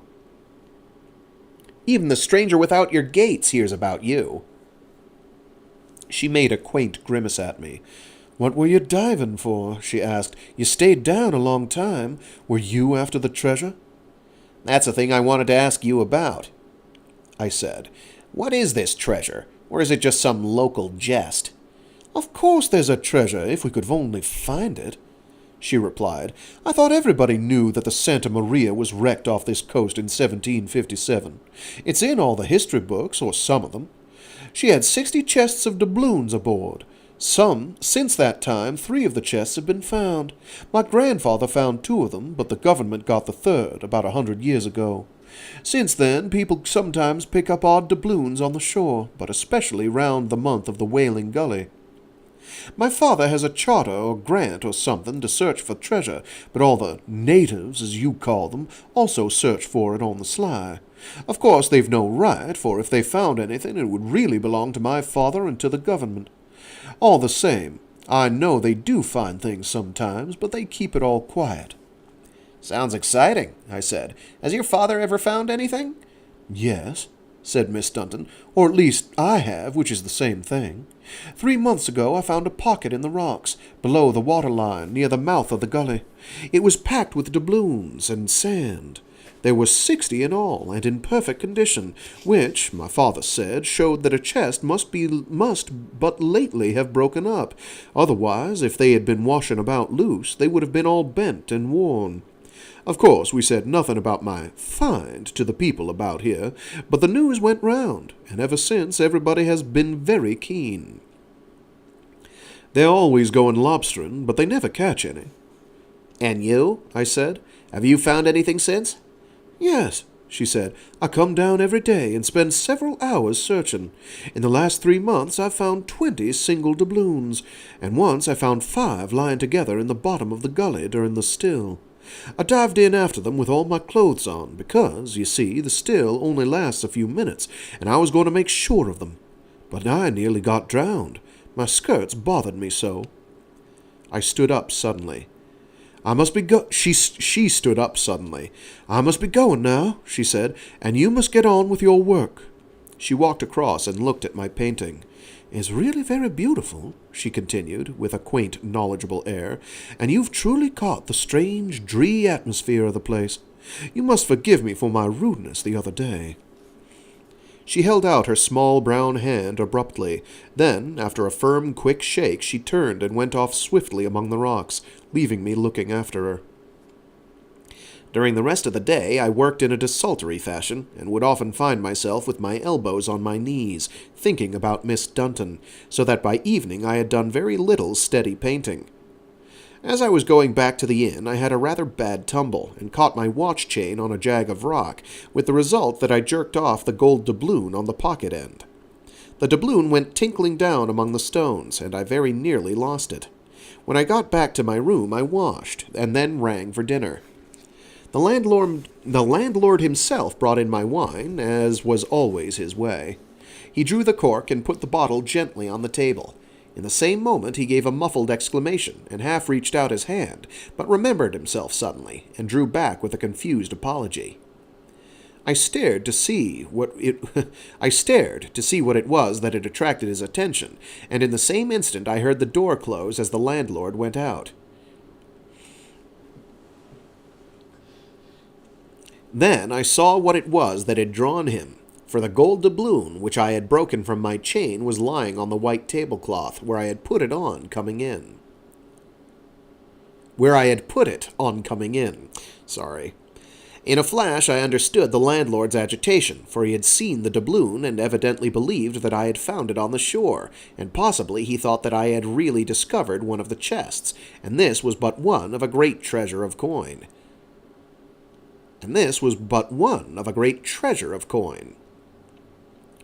The idea tickled me hugely, and I determined to carry it forward a bit, so that when next the landlord came in, I tackled him.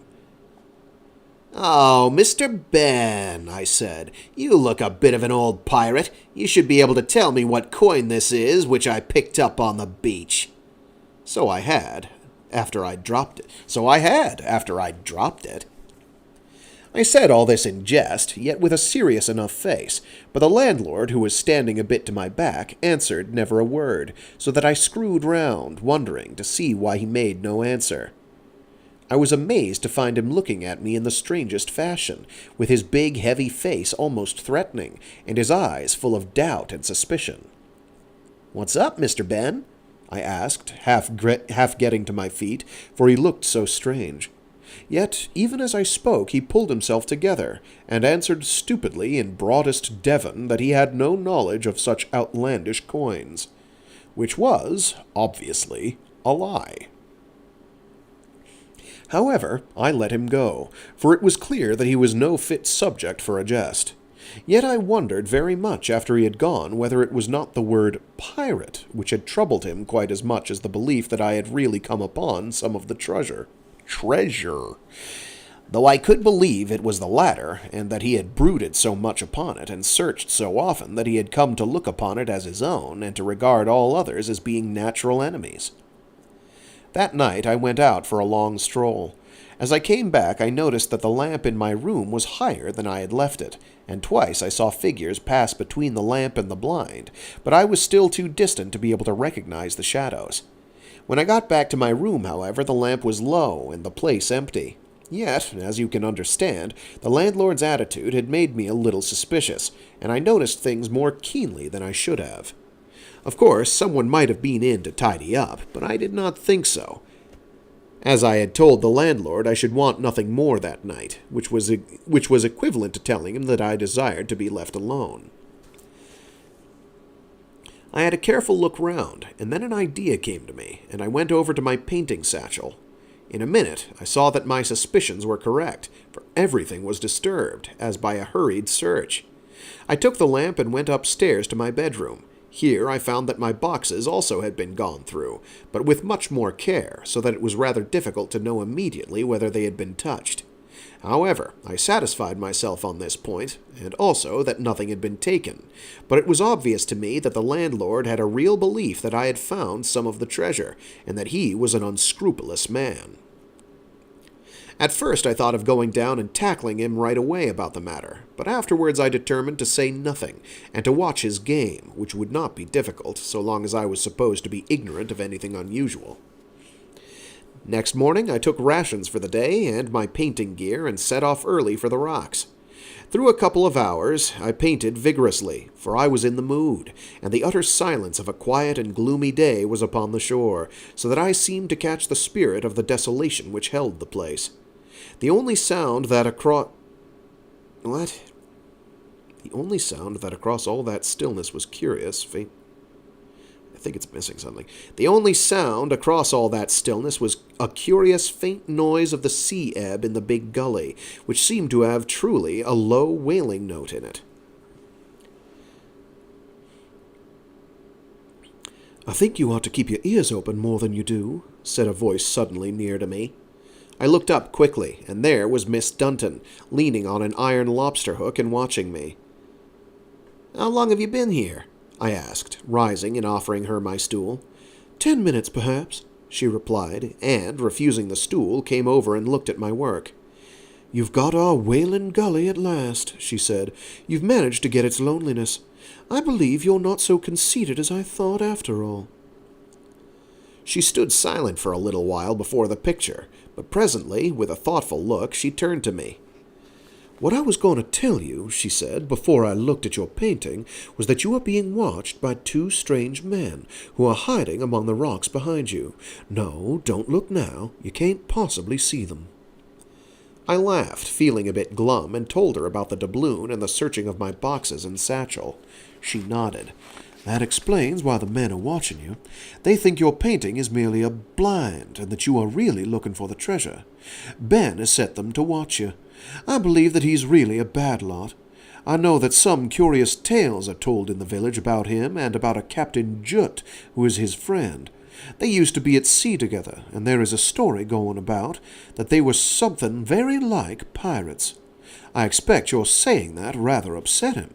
Perhaps he believes you are a detective. Anyway, I think you ought to take care and not let people creep in on you so quietly, as I have been able to do. You know, Ben and Captain Judd are always down here on the search, though they have no right at all. I have often watched them without their knowing. I've heard that they have made a chart of all the local tides and eddies to help them in their search. My old nurse, who lives in the village, tells me things when she comes up to the hall to clean."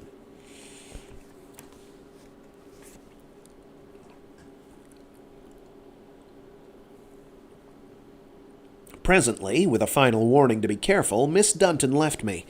As soon as she was gone, I climbed up the nearest big rock and had a good look round for the 2 men who were watching me. I took care to climb up on the side farthest from the men so that they could not see what I was doing, and in this way, using great care, I managed to discover them. They were both dark men and looked rather like Spaniards. The bigger of the 2 was peering out from behind a large boulder about 60 yards away, and the other man was looking through a spyglass, evidently after Miss Dunton. Now, all this made me pretty angry, and I thought I would give these 2 a lesson. I slipped down from the rock and began to creep in a circle among the boulders until I was at the back of the men. Then I stood up and walked quickly up to the big man. "Hello," I said. "You seem to be rather interested in watching me. Can I do anything for you?"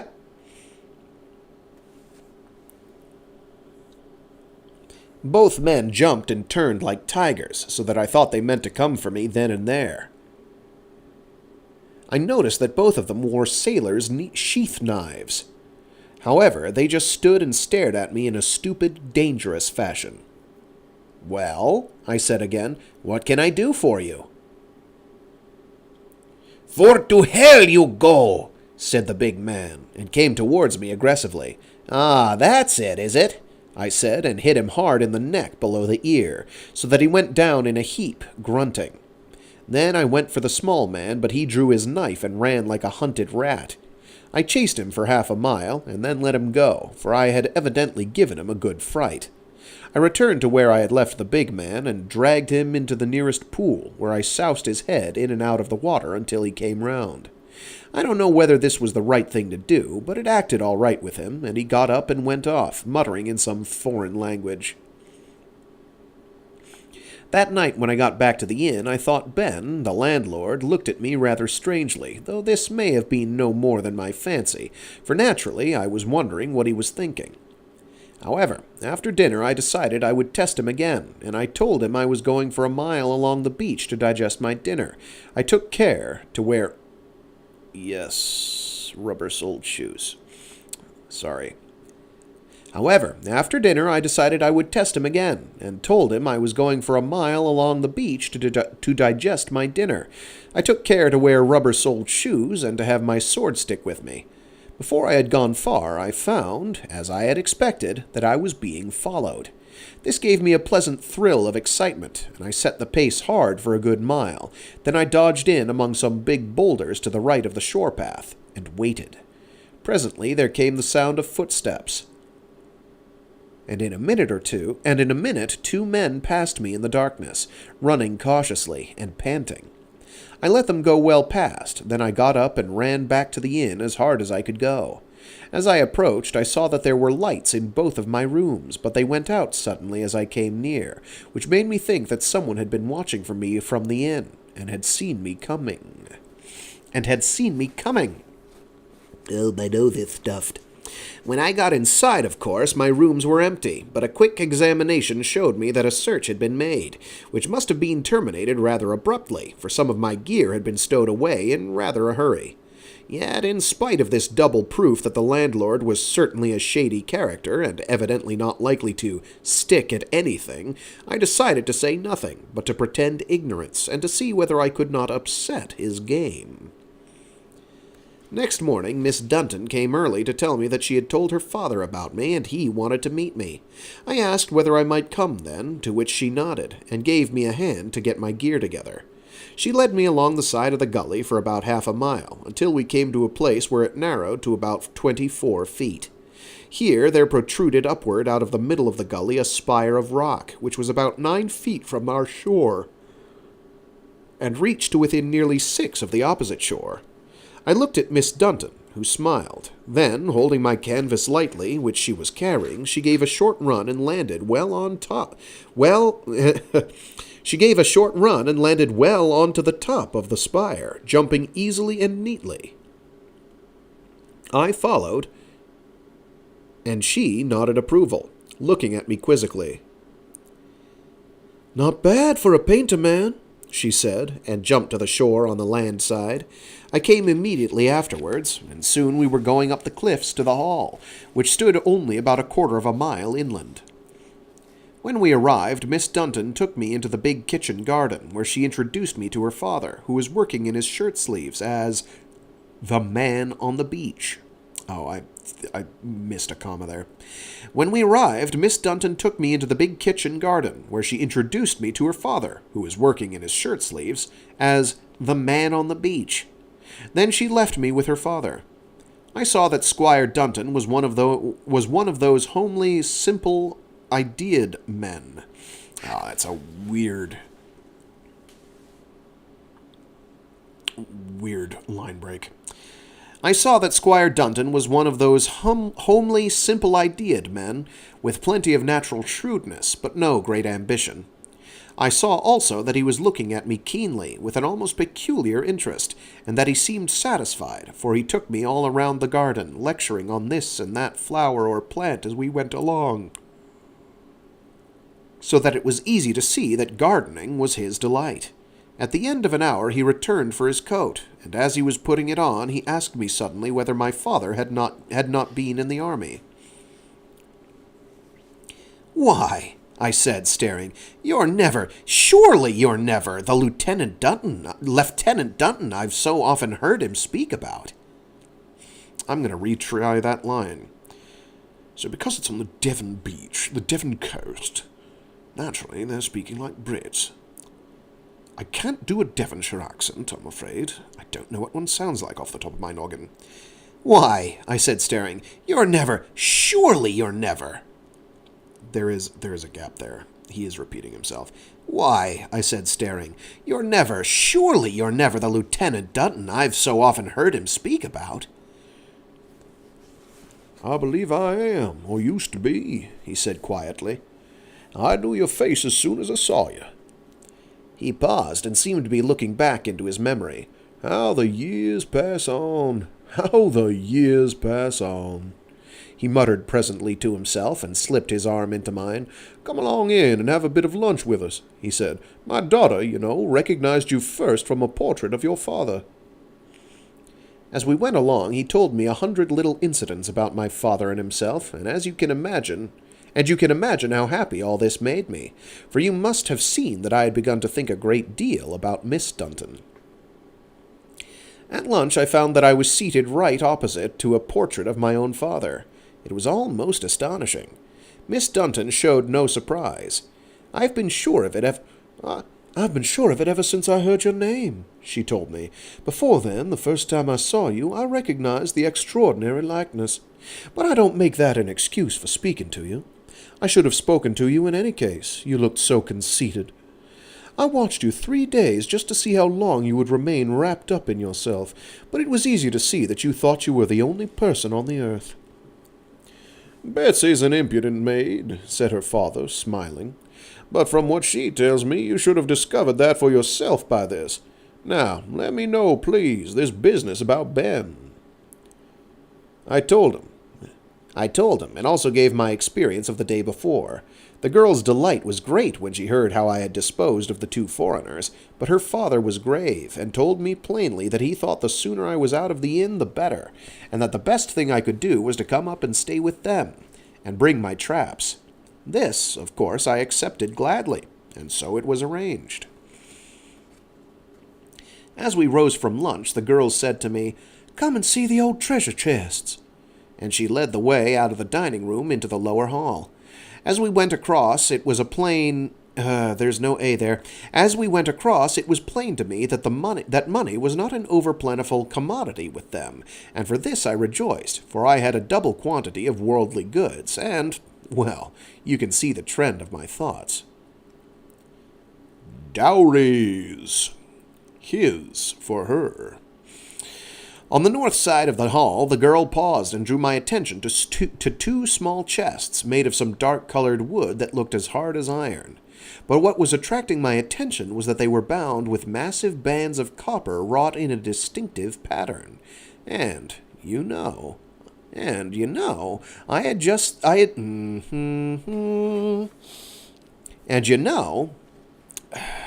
I just lost my place. And I had just seen such a pattern. Oh my lord. I don't know why I'm having trouble right now. And I had seen just such a pattern but a couple of days before. My goodness, I said. I'll bet there's a chest of doubloons in the Wailing Gully. What a fool I am. And I explained excitedly about the piece of copper which was fast to something in the bottom of the gully, as you'll remember. Miss Dunton called to her father, and as soon as he had heard, she went upstairs to get into her bathing costume, whilst I did the same thing in the squire's bedroom.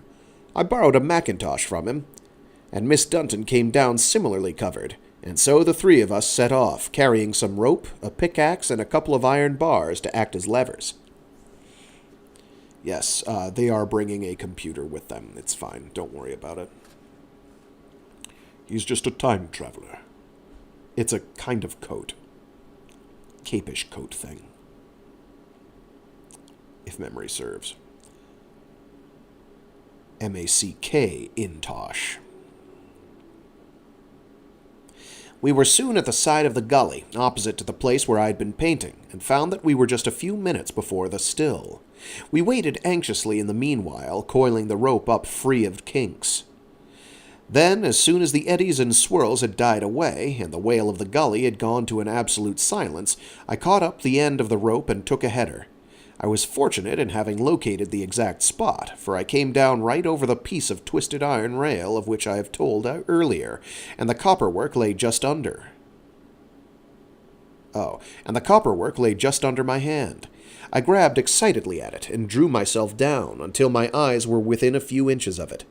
I saw then quite plainly that it was firmly attached to something that looked like the corner of a small chest, from which it had been partly ripped. You can understand how I thrilled.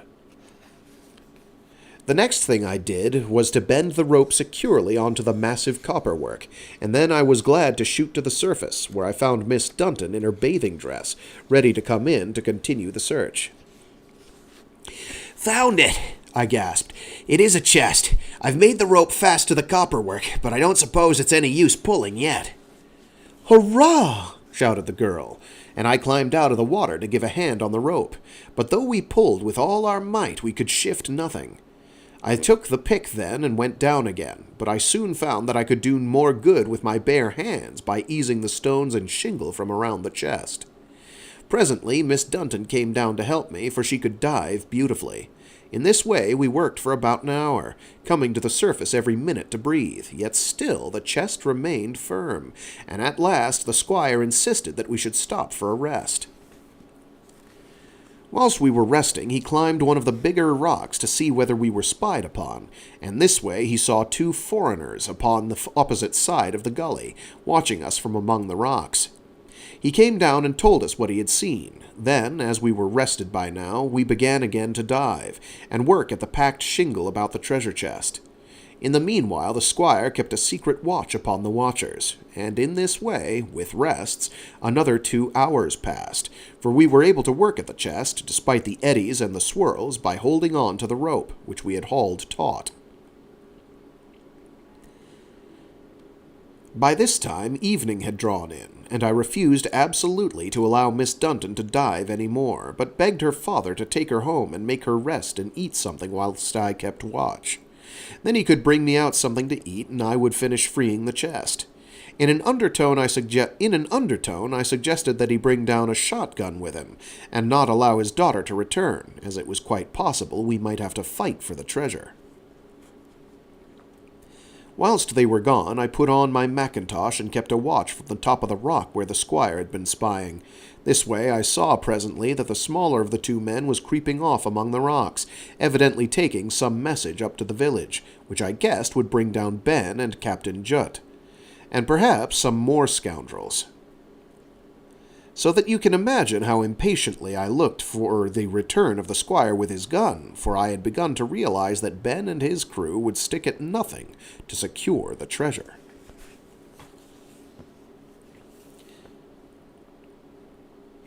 Well, I just read whilst they were gone. Give me a sec.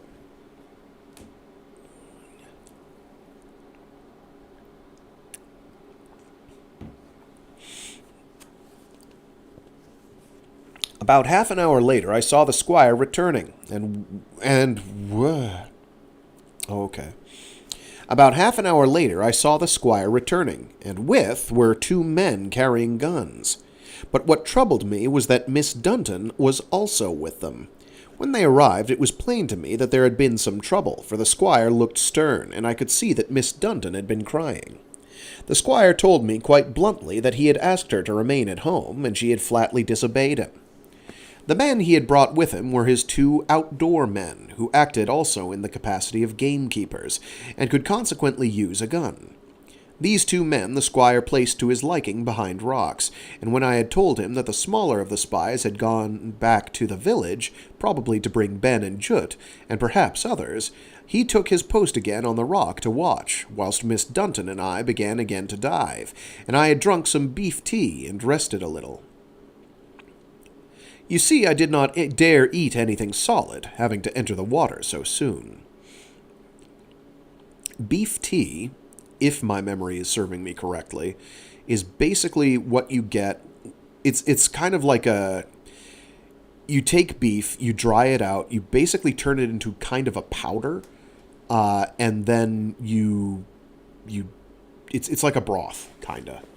And then you put it in hot water, and you have beef tea. It's more fortifying. It's a protein shake from a bygone era, I guess, for lack of a better term. If I am remembering correctly, it's been a minute. Basically a means of preserving meat that doesn't involve having strips of the stuff lying around. Or chunks of the stuff. It's in a powdered admixture. I think you maybe mix it with something else and then put it in water, but I can't remember offhand. Basically, think of it as a broth or stew. Not really a stew. A broth or a thin soup using meat.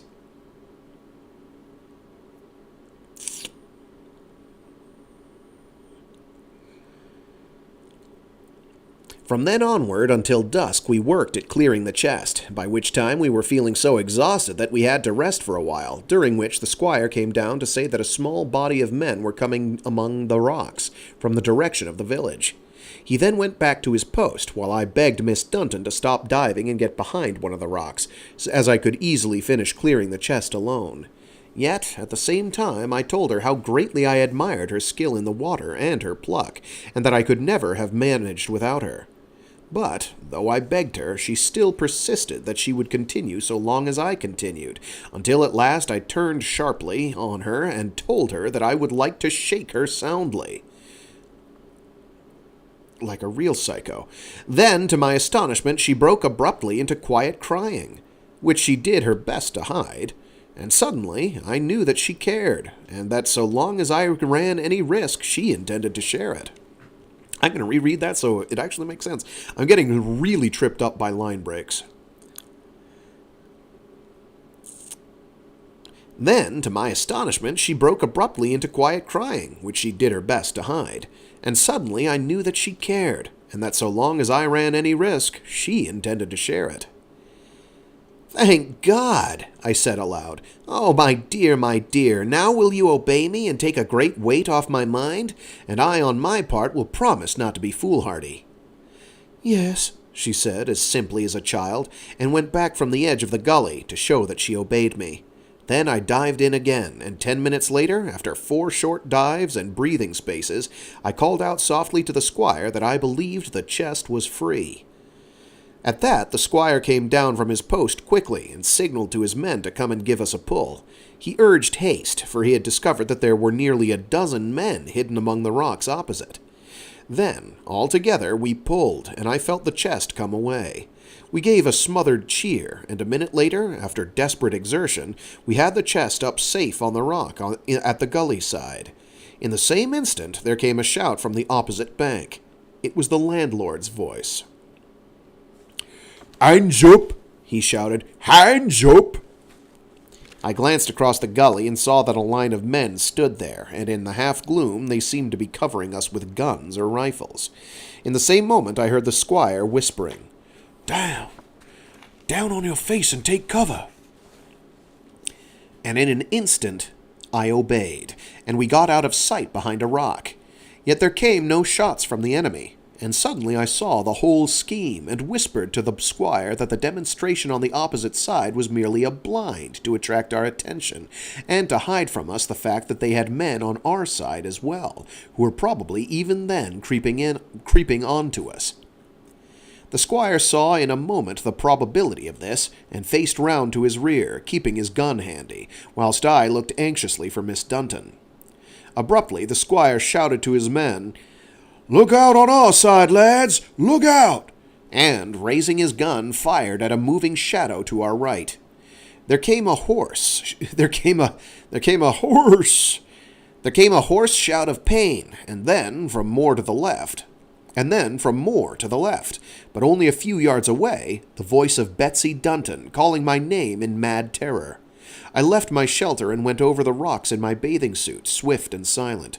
There was the sound of a struggle among the rocks, and then I was there. It was the big, dark foreigner, and he had got his hands onto my maid. I slipped my left hand under his chin and bent his head back.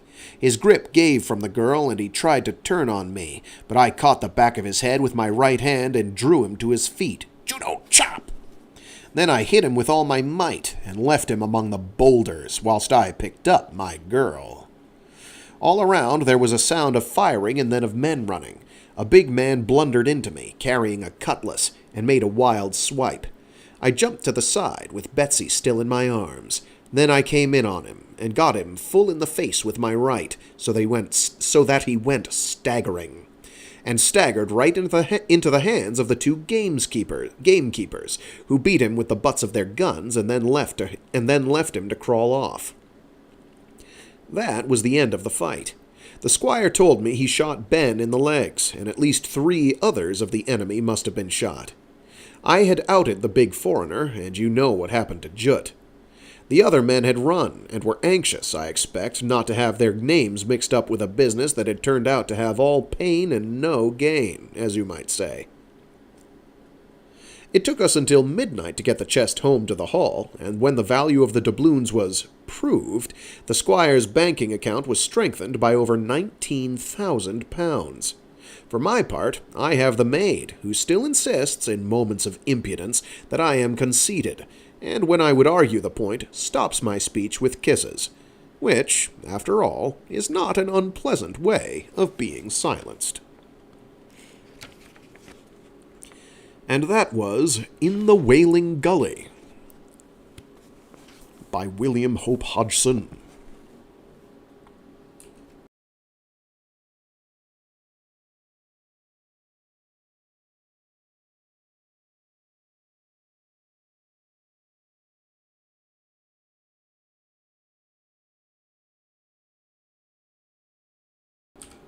I think we're halfway there. Let's see, we've got Girl with the Gray Eyes. We've got Kind, and Gentle is She.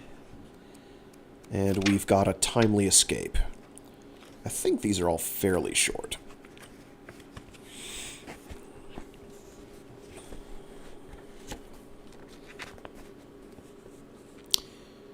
The Girl with the Gray Eyes by William Hope Hodgson. Chapter 1.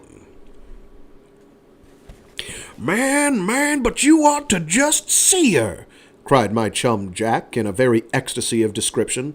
She's just about 5'2", I hate big girls, and dainty. He made an expressive gesture with his hands and widened his eyes. And her hands and feet, he held out a mighty paw, just lost in mine, just lost, he exclaimed in an awestruck tone. Her feet? I queried. Don't rot, he exploded. All the same, I'll bet her 2 feet'd go on my palm comfortably. 2s, I should think. And her eyes, man, they're... But he had to give it up. Marvelous? I suggested. He shook his head with a sort of hopeless shake. Nah, 'tisn't that, he said, and made a further endeavor to explain. They're gray. Eat all the world up, I interpolated softly. But he went on, ignoring my suggestion. Gray! I never saw such a gray in all my life. Honest! My God, Harry, the man she takes for her very own will have her for his very own... What the hell? Oh, yes, no, he is... Okay. Gray! I never saw such a gray in all my life. Honest! My God, Harry, the man she takes for her very own will have her for his very own, and don't you make any mistake. He paused and ruminated for a few moments, and then abruptly, met her in Bendigo 6 months back. Shook hands with her right off when we were introduced. No ceremony up there, you know. Saw her then for the first time, and forgot I had hold of her hand till she pulled it loose from mine. I guess I felt mighty awkward. He was quiet for an instant. Then he said, Never seen her from then until today, though I have thought of her heaps of times. And now she's here in Melbourne? I remarked. Staying right here with us in this hotel, he amended. I was as close to her as I am to you, but she didn't notice me any more than if I'd been dirt. I guess she's forgotten me. Again he fell upon quietness, evidently thinking hard. A few words of explanation here. Jack Venner and I were chums. We had chummed as boys at school, and had since found no reason to be anything else. At the age of 18, I had gone into my father's office, he being a country solicitor. My chum, who, though of good family, was without better prospects, had declared his intention of trying his luck in the colonies, and this he had done so soon as his period of schooling had come to an end. In this wise I had seen nothing of him for nigh on 6 years. Then his uncle, whose affairs we managed, died, leaving the whole of his vast estates to him. And we at once advertised for the whereabouts of his nephew, but without success. And because of this, it was decided that I should take a trip out to Australia and prosecute inquiries. And this I did, with the result that, after many months of patient inquiring, I found my man away up in the back blocks. So obviously, we're going to be changing a voice here. When I saw Melbourne, my heart sank. I was like, no, I could have done this right from the beginning. We had come down to Melbourne preparatory for taking the first boat home. Oh, yes. They're preparing to take the... Yeah, okay. We had come down to Melbourne preparatory to taking the first boat home, and had settled ourselves in a hotel for the few days that remained to us on Australian soil. Then, in the evening, as I was attending to my correspondence, my chum had come bursting into my room to inform me that he had run up against the grey-eyed girl. That is what he called her, for, as he had explained to me, when he was introduced to her, he had failed to catch her name, and had not seen her since. And so here he was, pacing up and down the room, raving about this girl, and preventing me from getting on with my work. "She'll be at dinner," he said presently. You'll be able to see her then." Now, I had intended to have dinner brought up to my room, so that I could continue my work uninterrupted, and I ventured to hint that such had been my intention. But to this he would extend no hearing, with the result that a little later I found myself at table nearly opposite a remarkably pretty girl, very dainty, and full of bright sayings and ways, so that I quite endorsed my chum's good taste.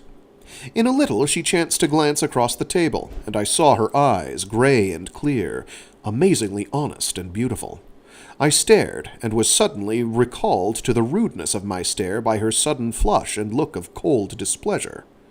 In the same moment my chum kicked me sharply on the ankle, so that I knew he had witnessed my annihilation. Presently he dragged me out into the veranda, and put this question to me. "What am I to do?" "What do you mean?" I asked in turn. "To get to know her," he explained. "She's forgotten me dead. Never noticed me once, though I sat blank opposite to her through the whole of dinner." "I'm sure I don't know," I answered. "We won't know a soul who could introduce you. And besides, I'm not at all sure that she is anxious for any fresh acquaintances." The latter part of this I added in a meaning voice, for the girl had seemed very well pleased to leave her entertaining in the hands of a tall, blonde, rather fine-looking young man who had been her companion at dinner. At my suggestion, Jack Venner frowned fiercely, and muttered something under his breath that sounded distinctly unamiable towards the person of the young lady's manly friend. And here, for a time, the matter dropped, for I had to go back to my work.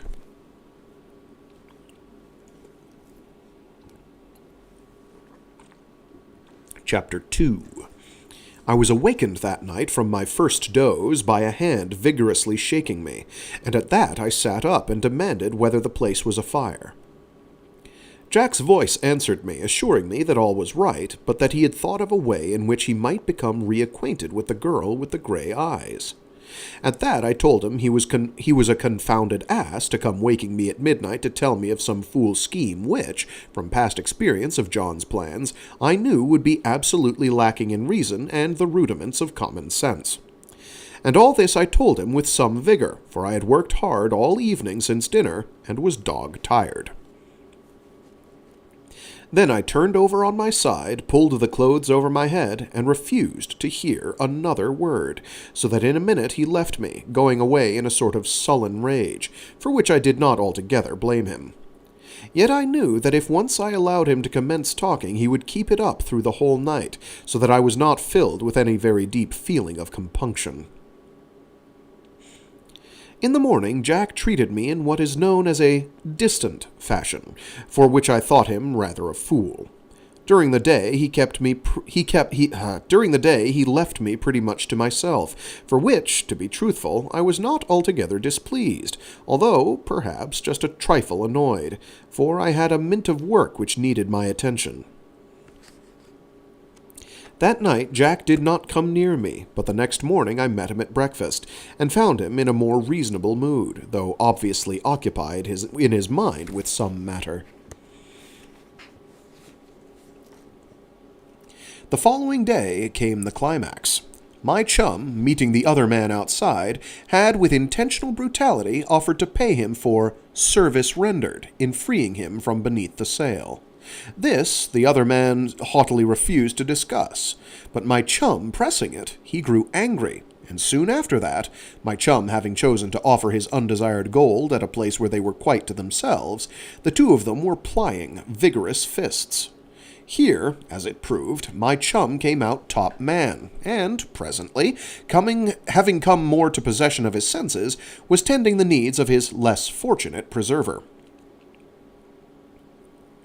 For the next 3 or 4 days Jack kept to his room, for he had come off by no means free of damage in the fight, and he had little wish for his desired lady-love to see him all bebattered as he was, his nose puffy and his left eye encircled with blue and purple tints. At last, however, he was once more presentable, and made his appearance next morning at breakfast. The grey-eyed girl was opposite to him, as usual, and it struck me, by the brightness of those same eyes and the expression of her face, that my chum was in for a bad time when she should have him alone. Nor was I mistaken.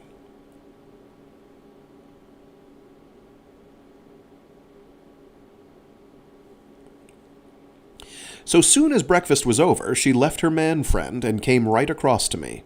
Me she ignored, across to us. So soon as breakfast was over, she left her man friend and came right across to us. Me she ignored, but, bowing slightly to my chum, she requested him, speaking in a very quiet voice, to escort her out onto the veranda. The rest I must give as my chum told it to me an hour or two later in the privacy of my room. "Well, she gave me gyp," he began, in answer to the question in my eyes, "just socked it into me for all she was worth, and I'm hanged if I didn't love her better for her temper. She looked like a little angel. And she calmed down after a bit, and gave me a chance to speak, and I told her straight that I was confoundedly sorry and ashamed for myself, and then I said right out that I loved her, and that I would never have been such a cad if it hadn't been that I was so confoundedly jealous of the other chap that I couldn't bear the sight of him. At that I expected her to give me the go-by, but she didn't, only an awfully queer look that came into her face, and somehow, she didn't seem half so angry with me after that, though she was still very much on her high horse. Before she sent me away, I asked her if there was any chance for me, and whether she really loved the other chap, and she said how dare I, and that she loved him very much, and that I wasn't to dare ever to speak to her again in that fashion. And that's all." From week to week my chum delayed our departure, for he was, as he himself put it, dead set on winning. And gradually, it must be said, the little grey-eyed girl ceased to keep him coldly at a distance, though it was plain to me that my chum had never a chance, for the other man was constantly with her, and seemed to be more in her favour than ever. Then, one day, after we had been in Melbourne something over 6 weeks, my chum came bursting into the room. "I've won!" he exclaimed, and thumped the table with one great fist.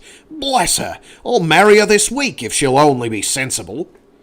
"But the other man?" I exclaimed, confounded, for I had seen her kiss him but the previous day. My chum sat down. Then he said, speaking with great solemnity, "He's a brother." "Oh," I said, and began to see things in their true light.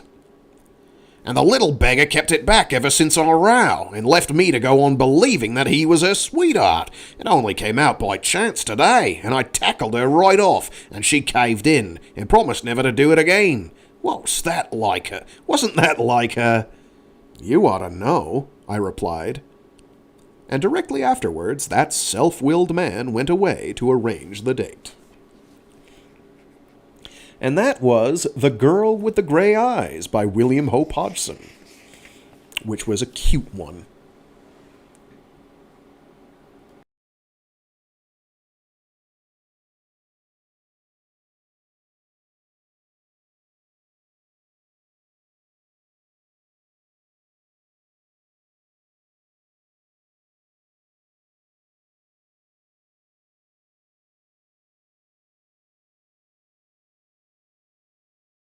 Nicole Berlino says, it's fun to hear the word chum used as a verb. I'm so glad I had the time to catch the girl with the gray eyes read live. Thanks, Frag. You're welcome.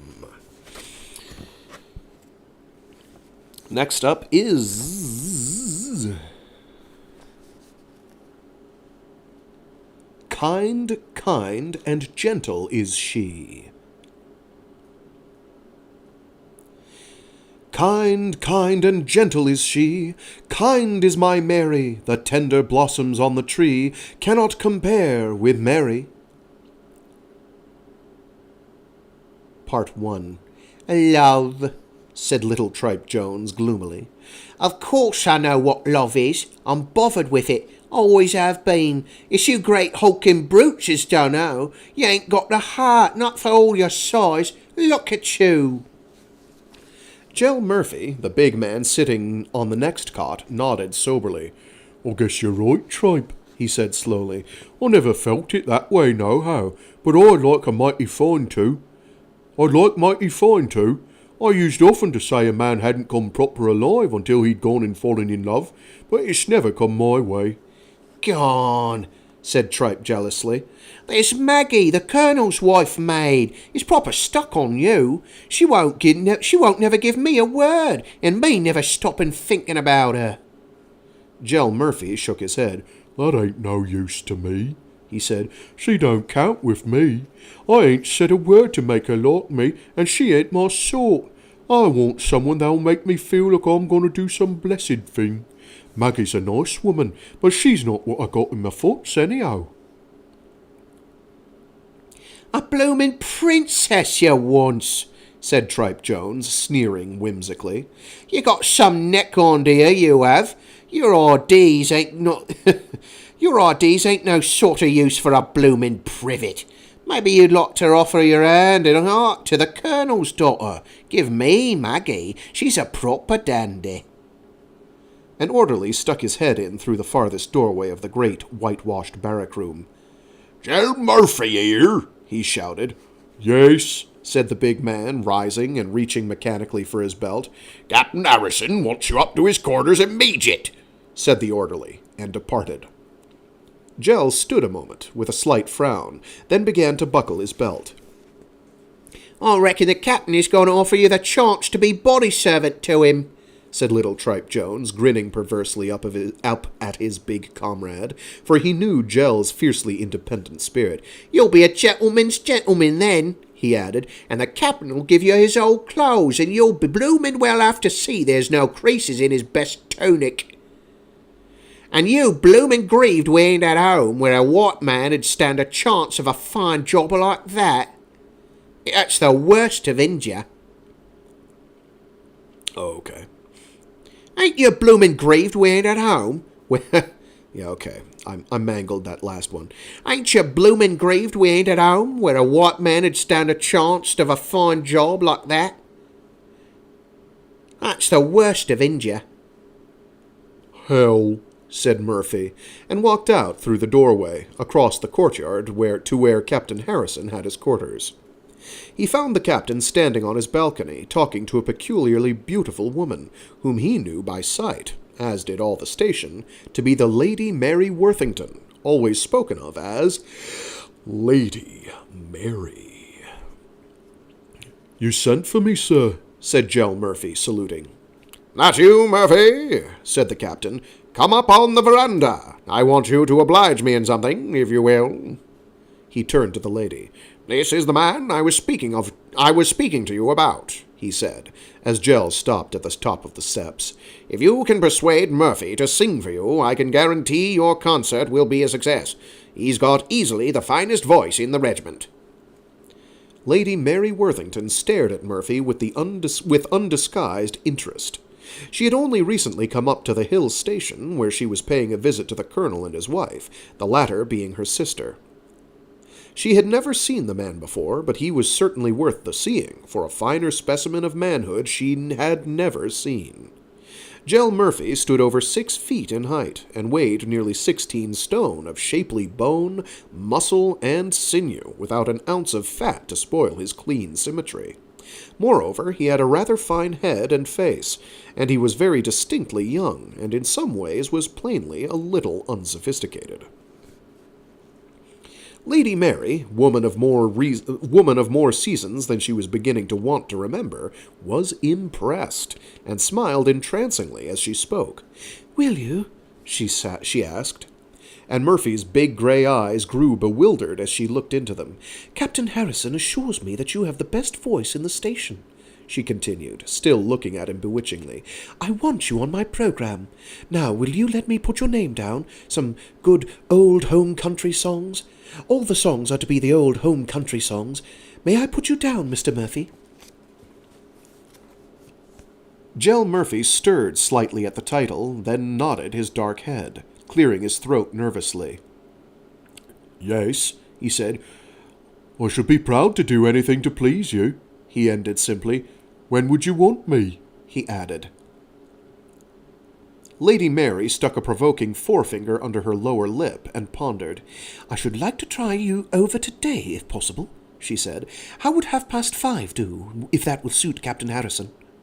Turning to the officer. "Perfectly all right," said the captain enthusiastically. "I'll see that Murphy is free." "At 5:30, then, up at the bungalow," said the Lady Mary, bowing slightly to Jell. "I shall expect you, and we can settle your song then. Ask for me when you come. Goodbye."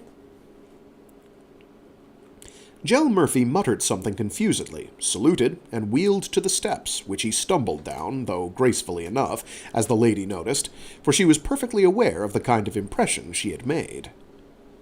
"A fine-looking man," she remarked to Captain Harrison. "Now to get on with my list of names. What a pity you've no voice, Captain Harrison. I should have insisted on having a song from you. My sister will sing 'When Other Lips,' and I suppose I must let that old frump, Mrs. Stammy, put all our nerves on edge with her Ben Bowling. Why can't she sing something feminine? Then there's Miss Torfrey and her brother, that young lieutenant. I've put them down," etc., etc.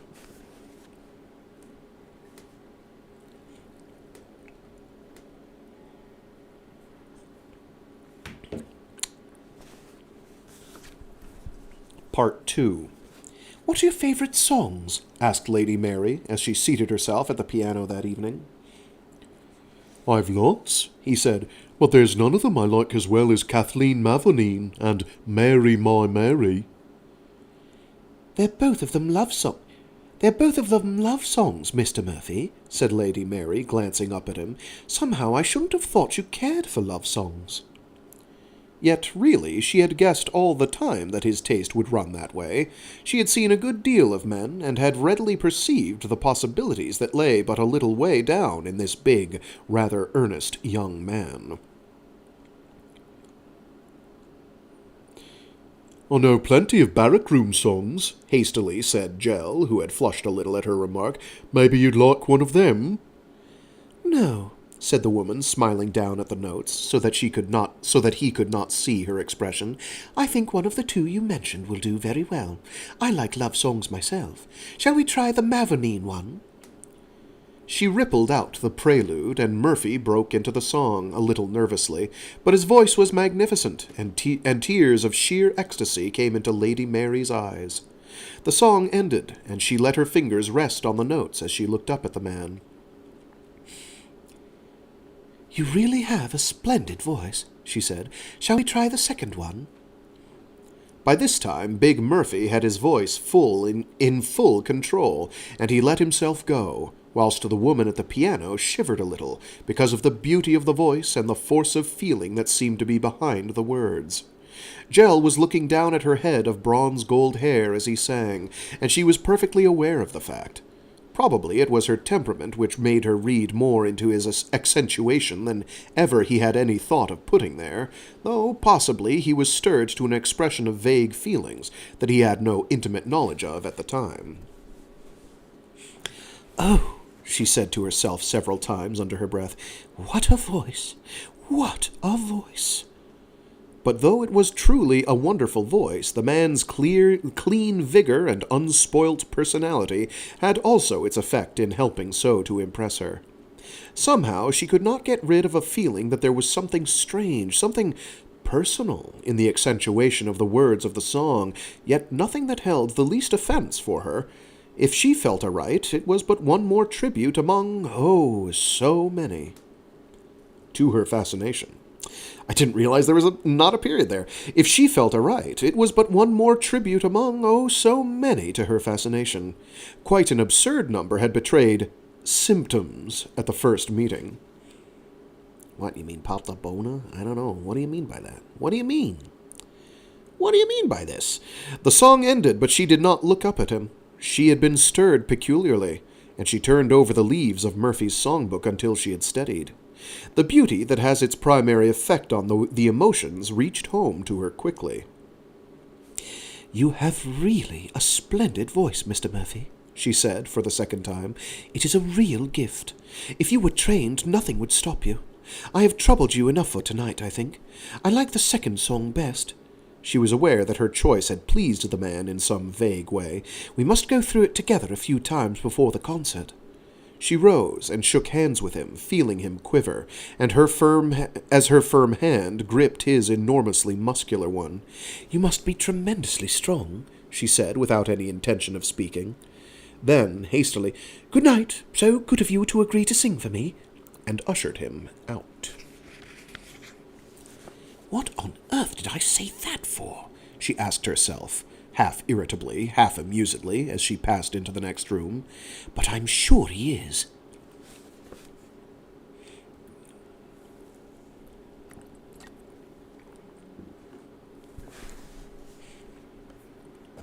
Chapter 3. "You're mighty struck on your Lady Mary," said little Tripe Jones, something like a fortnight later. Tripe had put one or two details together with his accustomed acuteness. He had dug some unwillingly willing facts out of Gel by the aid of remorseless questions, and, for the rest, he had used his eyes and ears. "You're always humming and humming that Mary song of yourn," added Tripe. "You must be struck on the fine lady as is teaching you singing better than the Almighty knew how." The big man, lying on the cot in his shirt and trousers, stopped his soft humming. The big man, lying on the next cot in his shirt and trousers, stopped his soft humming and turned his head towards where the little man lay. "What's that?" he said. "What do you mean?"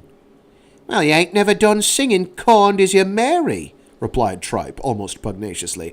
"And you go about looking every blessed moment as if you was kissing saints in heaven. Women saints, I mean. I know the signs, and well I should too. I've had the experience, which you ain't, only I always had the sense to bother with my own sort. And you can take it from me that you has it good and hard, and the Lord help you, Mr. Gel Murphy Privet. For there ain't nothing in it but trouble. You'd a better took Maggie and got spliced proper and settled." "Shut your mouth," roared Gel, flinging himself up into a sitting position on his cot.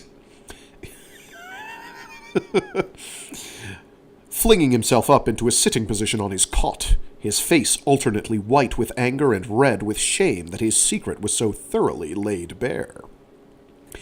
"You're talking like a bloomin' mad fool. And anyway, don't you get using her name so handy, or there'll be ructions between you and me." "Sorry, old pal," said the little man in a voice that was suddenly quiet. "I never meant no harm. All the same, if you're feeling huffy, don't make no mistake. I'm your man, gloves or fisties. Just say so plain out, that's all, old friend." "That's right, Tripe," said Murphy. "You got plenty of pluck. Only don't talk like you been doing. I'm kind of crotchy these last days, with the heat and not sleeping."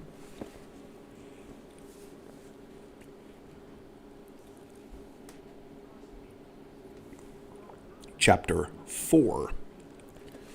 The singing lessons were continued, for Lady Mary had suggested the possibility of a duet together, which was to be sprung on the audience quite as an extra. She had no definite intention of singing it when the time came, though. Oh, there is a comma there. My apologies. As may have been clear, I am winging these. I have not read most of these.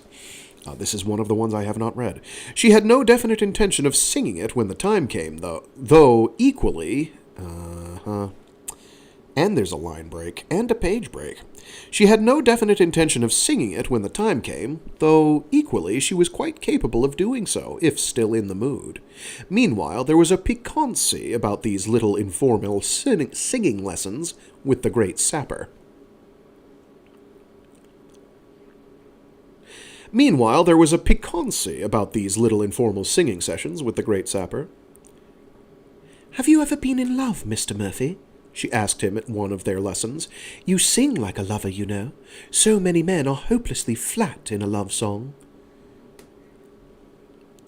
"I'm in love now," said Murphy, surprising himself with the unexpected words. But Lady Mary laughed musically down at the keyboard. "How nice that sounds," she said. "I like to find a man who's not ashamed of being natural." She glanced up swiftly, just a flash of her eyes across his, and thrilled with the passion that glowed in him, all pent up, yet seeming on the point of leaping. She had never before fitted herself into quite so interesting a situation. The very restraint of so forceful a masculine as this big fighting man stirred her in a score of vague and hidden ways. Abruptly, she remembered Captain Harrison. Undoubtedly, she loved Tom Harrison. She had gone to the extent of admitting as much frankly to herself. Tom was just a lovely, fine man, and she dwelt a moment on his memory, her fingers picking out odd harmonies. With the thought of Tom, she checked the tendency to lead the sapper any nearer to the snapping point of his restraint, and when next she glanced up at him, it was with eyes that were speculative and almost cold. "My sister tells me that Maggie, her maid, and you are very fond of each other." Murphy made a gigantic, dumb gesture of denial, but she continued, remorseless. "I'm very glad," she said quietly. "Maggie seems a thoroughly nice girl." And then, as he would have disclaimed verbally so soon as the right words arranged themselves, she glanced at her watch and stood up. "I'm afraid I must go now," she said. "Thank you so much for coming." She held out her hand. As she did so, unfortunately, she allowed her glance to meet his, and felt herself sway mentally and physically to the dominant force of him. Before she knew what he was doing, he had knelt down on one knee and kissed her hand with all the strange reverence that a good man feels when love comes truly. Then, rising swiftly, he turned and walked out, without a word, leaving her standing, her heart thudding strangely, and the hand that he had kissed still held out loosely in front of her. "Oh," she said, almost with a gasp after nearly a minute of silence, and went quickly to her own room, for she wanted to analyze her sensations. "Ow, ow! You go, girl! Analyze them sensations! Damn!" Sorry, I'm making this lewder than it has to be. My apologies. Chapter 5. Kind, kind and gentle is she, kind is my Mary. Tripe was coming up from the canteen that evening when he caught the words of the song that he was growing to hate. A few moments later he met Murphy himself in a bend of the path, where 3 lonely sycamores made a kind of natural bower. It was plain to the little man that Gell had been walking up and down there by himself, thinking and silling, and, as Tripe would have put it, generally carrying on damn silly. "There you are, singing that bloomin' thing again," said Tripe irritably. He had received about his 20th rebuff from Maggie that same evening, and had tried the canteen to ease his feelings. Thus, maybe, he was a little less careful of his words than he might have been. "Why the hell," he continued, "you make such a blimey fool of yourself, I can't think." Then, with a sudden leaping up of all that was biggest in him, You go along now and have a sensible talk with Maggie. She's pining to see you as well I know. And get that silly highfalutin rubbish out of your head, for it drives her dotty. You don't suppose she cares a brass tin tack for you? Not if you want to tell her. Not if you went to hell this minute. You take my tip. "Drop it, tripe," interrupted Big Murphy. "You're talking out of your neck. I know what I'm doing. Don't get me shirty. I'm like a blessed foiled trigger, so leave me alone." Tripe looked a moment at his friend, then had the wisdom to go on without another word. Further up the path he met Maggie, looking very bonny. He's down there, Maggie, he said. Go and have a talk with him. "I dasn't," said Maggie. Yet, for all that, she went. But when she got near enough to hear him singing, and to hear the steady tramp, tramp of his feet to and fro along the path ahead of her, she truly dasn't. Instead, she cried a bit, and turned back to the station. Poor Maggie.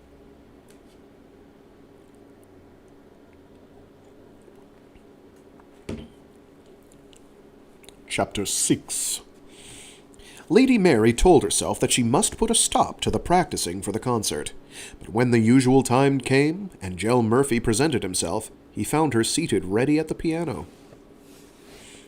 Murphy sang his song with a quality of voice and passion that brought strange tears to the woman's eyes. She felt herself to be intensely moved. The man's love was so real, and there was so much force of manhood at the back of it all. And, also, he really did look splendid. Perhaps you follow her feelings. Outside, behind one of the pillars of the veranda, Maggie, the maid, stood and cried as if her heart would break. The love in the man's voice was so plain, and none of it was for her. Presently she could bear it no longer, and went away to the back of the bungalow, to her own quarters. It was at the end of the practicing that Big Murphy did suddenly the thing that he had never dared even to think upon. He was singing the last line of the song, and looking down from his great height at the golden bronze of Lady Mary's hair, when suddenly she looked up at him, her eyes wet and full of 1,000 vague feelings and temporary abandon. The next moment Big Murphy had her crushed in his arms, and was kissing her, at first madly, and then with an infinite tenderness that the woman appreciated with gentle thrills in every fibre. Abruptly, a memory of Tom Harrison came into her mind, and she pushed Murphy away from her, for he loosed her the moment he saw her wish to be freed. Then, with a curious sound that was half a sob and half a gasp, she ran out of the room. Big Jell Murphy stood, maybe, a couple of full minutes, with everything gray about him. That's because of where the blood is rushing. Once or twice he swayed a little on his feet. Then, realizing that she was not coming back to him, he made rather blindly for the entrance, and away out on to one of the mountain paths, to be alone. It was morning when he staggered back into the station, and it would have been the cells and shot drill for him, only that his night's exposure and the strain of his emotions had brought on a severe attack of his old plain fever, so that, instead of the cells, he was taken at once to the hospital. Plain fever, I'm guessing, is, probably some local bug. I'm assuming they're in India, based on that line earlier. Chapter 7. Yeah, here we go. The scurries is out on the bloomin' rampage, and we're a-going to give 'em their medicing, said Tripe, who had been on guard, swinging his rifle down into the rack. And poor old Jell's out of it all in hospital. What you mean? Who said so? Rot! Hooray! Came a storm of cries from the men in the barracks, as they rushed round little Tripe Jones. Hands off! shouted Tripe at the top of his voice. Keep your hands off, or I'll not tell you nothing. I heard the Colonel read the telegraph himself to the officers. I stopped near the windy a minute, and I heard it all. Tripe was shameless. The old devils is playing blessed murder out beyond the candy peel, and that's 20 miles legging for some of you great tallow fat lads. You'll sweat. I reckon it'll mean the old bloomin' regiment. There, I told you so! There goes the alarm! As the clear, sweet notes of a bugle sounded through the station. 2 hours later, the regiment had gone, leaving Captain Harrison with 120 men, a sergeant, and 2 corporals in charge of the station and hospital. The duty to stay had fallen to Tom Harrison, owing to his being on the disabled list with a badly wrenched shoulder. He cursed his luck, but was consoled by the fact of Lady Mary's company. Possibly Tom Harrison was a little too much taken up with the Lady Mary to attend properly to his duties, and maybe his temporary slackness had its effect upon the discontented sentries who were so hopelessly out of the fun there would be presently for the others beyond the candy peel, as the regiment called the hump of foothills away to the northwest of the station. Whether Captain Tom Harrison was to blame does not matter now, for he wiped everything clean when the thing occurred. But about 2 o'clock, 6 hours after the regiment had marched out, just when everything was at its slackest, there came a harsh ripple of rifle fire from the edge of the ravine, which began about 100 yards from the front of the station. 3 of the sentries went down, and then, before anyone had any conception of what it all meant, there came swarming up out of the ravine itself hundreds upon hundreds of big hillmen. The station itself was rushed, and half the company cut to pieces before Captain Harrison was out of the colonel's bungalow.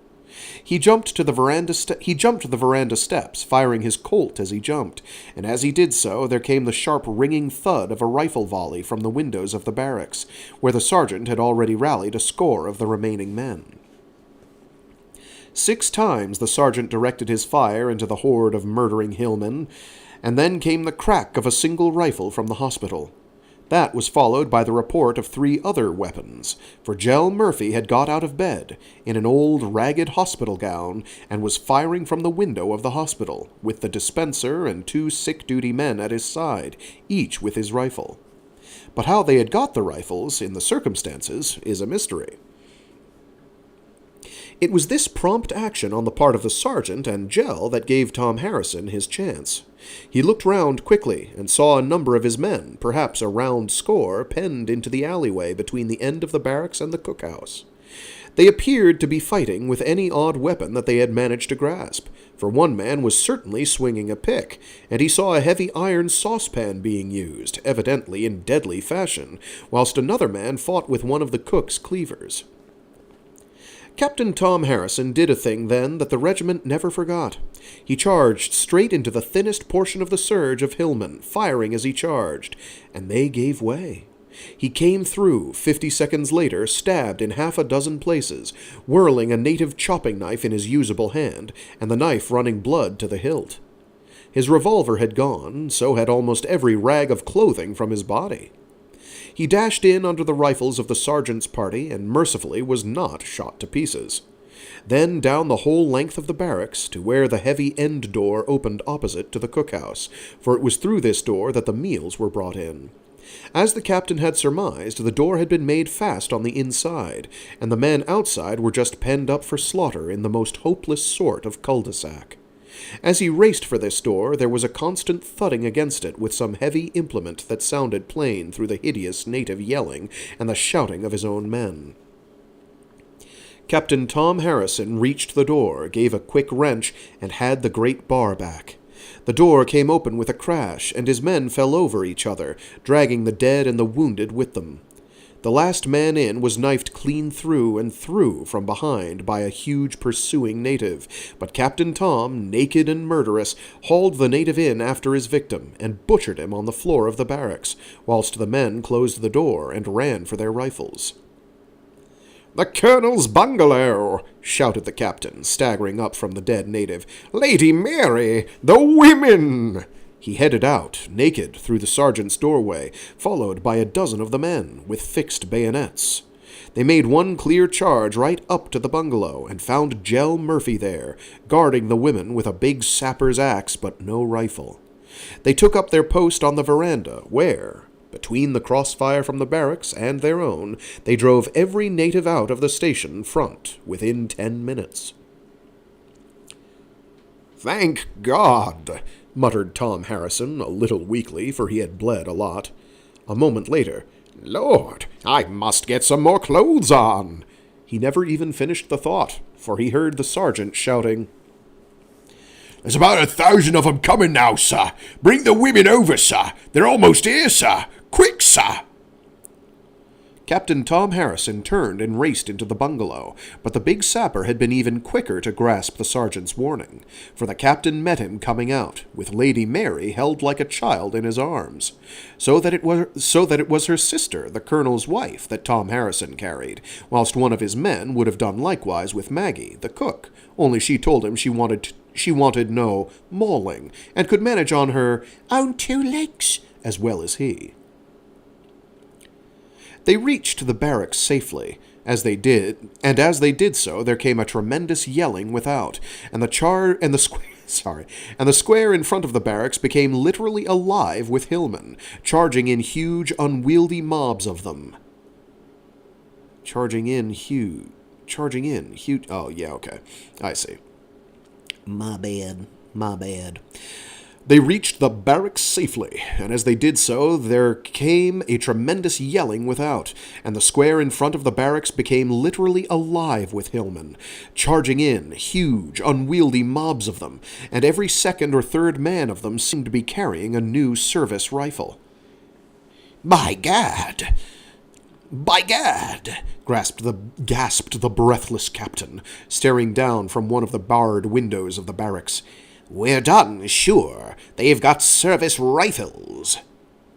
"I've got it, sir," almost shouted the sergeant. "I couldn't make head or tail of what all them bloomin' petards was fooling around here for. Them's new smuggled-in German or Russian rifles, same bore as the service pattern. Rotten made they is too, sir, but the ammunition's gone astray somewhere or the other, sir, and that bloomin' well explains them monkeyin' in here, like I never heard the likes of, not since the bad year. It ain't their way, but they couldn't stand having them rifles and no bloomin' ammunition, sir. And it's all a plant to get the station ammunition. Ammunition. I've been mispronouncing it. I'm making it sound like an actual word, but it is spelled every time Ammunition. Ammunition. And it's all a plant to get the station ammunition so they can play hell with them new playthings they got. I'll bet there's a lot of devilment to the back of this, and I'll bet there ain't no Roxas out behind the candy peel. Beyond the candy peel. It was just a trick to leave the station empty, and someone going to be hung for this, sir. Look out, here they come!" But the soldiers drove the hillmen back time after time during the next 10 minutes, for their empty rifles were little better than so many clubs, whilst the remnants of the company shot swiftly and with comparative security from the shelter of the great barracks. At the end of some 15 or 16 minutes fighting. That is an L, but I'm pretty sure it's fighting, the enemy had ceased to charge up to the windows, and a sudden rush was made to the left. "They're on to the ammunition house, sir!" shouted the sergeant, and clapped his rifle again to his shoulder. "Clear them from the door, boys!" he sung out. If they once get in, we're done! Fire low and keep cool!" "I'm out of cartridges, Sergeant." "Get one of the other chaps' belts!" "Get one of the other chaps' belts!" snarled the sergeant, without ceasing to cuddle the stock of his rifle to his chin. "There's enough dead men's belts to see us through, God knows!" "We've been using them all along, Sergeant," said several voices. "We ain't got any of us more'n a few left." The sergeant ceased to cuddle his rifle, and looked round quickly, a sudden touch of added grimness in his eyes. "Here," he said, "keep them devils from the ammunition door while I take a look." He glanced at Captain Harrison as he spoke, and the captain, very white, pulled a dead man's coat round his naked, blood-stained shoulders. He had already appropriated a pair of trousers from the same source, and, as his wounds had ceased to bleed, he managed to keep on the go. "What are we to do, sir?" asked the sergeant, when they had searched the armstands afresh. "We've got to cut through those beggars outside," said Tom Harrison, "and get a box of cartridges out of the ammunition house." "It's the only thing, sir," said the sergeant, after thinking a moment, "but we won't ever do it. There's a couple of 1,000 of them petards outside, and there goes our last cartridge." For as he was speaking, the men had ceased firing. The sortie was arranged. Captain Harrison picked out a dozen of the biggest and soundest men and allowed Murphy to join them, though the big sapper's eyes still burned dully with fever. The arrangement was that as soon as the door was opened, they should charge through with fixed bayonets, while those left at once barred the door and held it for their return. Nothing was said to the three women, who had been put in a sergeant's cubicle away up at the end of the big room. But Lady Mary must have perceived something of their intention, for suddenly she came running out with an inarticulate cry of supreme distress that made the big sapper take a quick step towards her with his arms open. But the next instant he remembered himself. And then the door was open, and they were making the attempt. Captain Harrison was clubbed insensible on the very threshold, and dragged back by his feet into the barracks just before they got the door closed and fastened. And it was Big Murphy who led the charge, swinging the great sapper's axe with its 4-foot haft and broad head. The weapon made a circle of steel and blood around him, and a couple of score of big natives must have died under its swing before he stood in the little stone porch of the ammunition house. But he stood there alone. A dozen men who had been at his back had died in a dozen different ways in that brief, mad charge. Through all the big, seething square there came a curious silence, and then a kind of ferocious screaming, and 1,000 big hillmen rushing on one spot. The big axe swung amid a hail of German rifle butts, yet the huge sapper was untouched. The porch gave him just room for his weapon, and no more, and not one of the attackers could get in at his side or back. And presently even the hillmen tired of rushing in on that one little spot of certain death, and gave back a while to confer. Meanwhile, up on the high roof of the barracks, the sergeant was manipulating a piece of broken looking-glass, part of a shaving mirror, and presently, from maybe a half a dozen miles away to the northwest, through the eternal mountain air, there flashed suddenly and burned the blink of an answering helio. Coming. Hold on. End.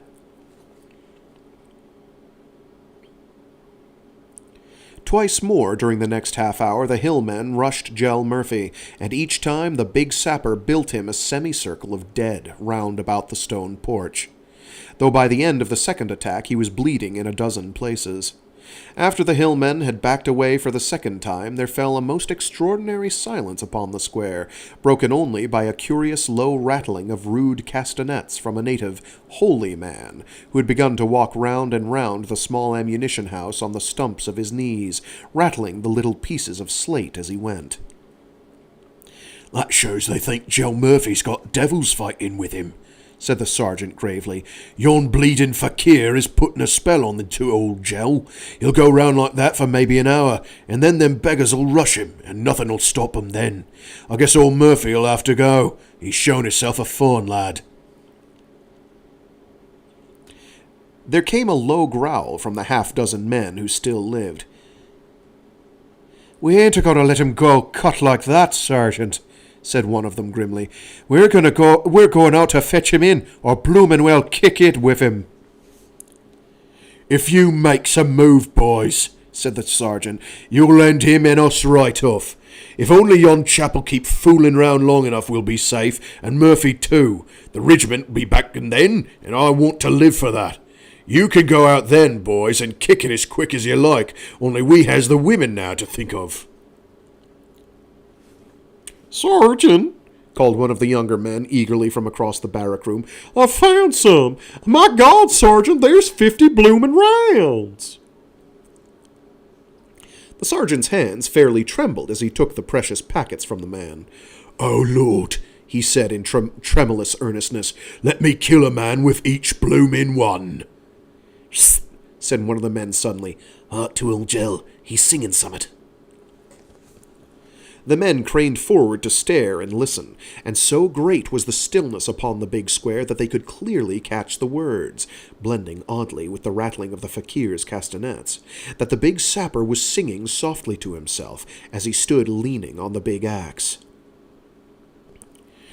It's yon Mary's song of his, I'm thinking, said MacDullarg, who's said a Mac. Sorry. It's yon Mary's song of his, I'm a thinking, said a MacDullarg, whose cot lay near Murphy's. It's the favour in him, I doubt not, and him been practising for the concert that was to be. Murphy continued to croon and sing to himself, and suddenly the Lady Mary, leaning over the bed, white-faced where Tom Harrison lay, heard it and shivered a little. Look out, boys, said the sergeant abruptly. Yon devil is finished, and now they'm gonna rush old Murphy. Shoot slow and send as many to hell as you can. The holy man shuffled away from his persistent rounding of the house, and in the same moment a tremendous yell filled the square as a rush was made. For a moment the men in the barracks saw Murphy clearly from the waist upwards. Below the waist the semicircle of the dead hid him as a wall. Then the enemy were at the porch in a chaos of intended butchery, through which swung the great axe.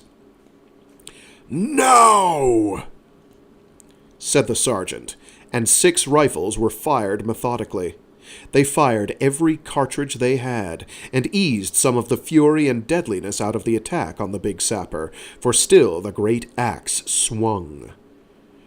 "He's done now," said the sergeant, fingering his useless trigger, "and we can't do nothing. My God, what's happening? He's charging them!"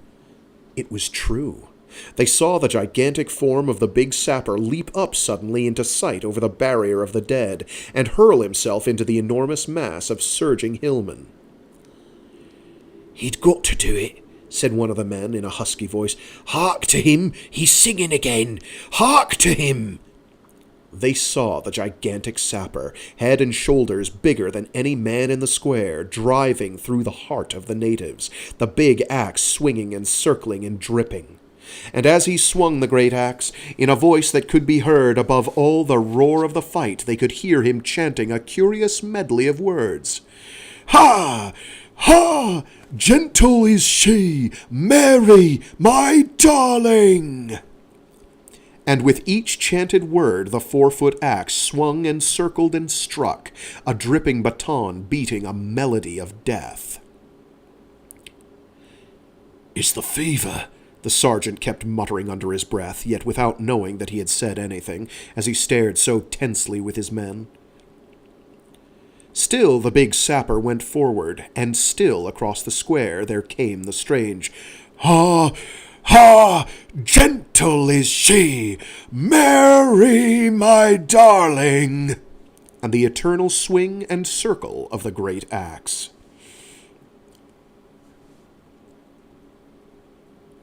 But inside the big barrack room, Lady Mary was not even aware of what was happening.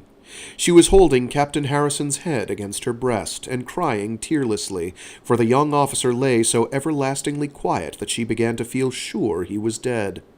As for Maggie, mercifully she had stayed tending her mistress in the cubicle, and so knew nothing of the immediate happenings. "I've stopped him," said a man's voice abruptly, dry and toneless. "He's done. He's done. My God!" They saw the great shoulders of Big Murphy sink out of sight under 1,000 rifle butts.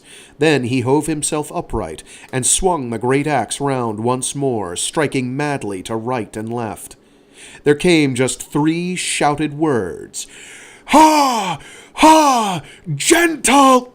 And he disappeared, finally, and the 4-foot axe ceased to strike. And so, as it seems to me, I see big-hearted, big-bodied Jell Murphy swinging his axe of victory, and stepping great and fine and wholesome and unafraid out of that pasture of death and into the pastures of the eternal, still singing in his spirit the words that held for his particular soul no single trace of irony. "Ha! Ha! Gentle is she, Mary, my darling!" It was just upon the evening as Jell Murphy died, and, almost as if it had been the fitting signal of so momentous a dying, there came the crash of 1,000 service rifles. The regiment had returned. Little Tripe Jones it was who got first to wear the big... Little Tripe Jones it was who got first to where his big comrade had died. With ferocious energy and sobbing brutal oaths out of his throat, he attacked the great circle of dead hillmen that lay all around that last stand. Body after body he swung clear by main strength until a score of his comrades were working only a shade less furiously to the same end. And so at last they had him clear. As they lifted him, an undersized cockney voiced his epitaph, standing there in the midst of that quiet but infinitely eloquent circle of the dead. "My word," said the little man in an awed voice, "him was sure a bloody man."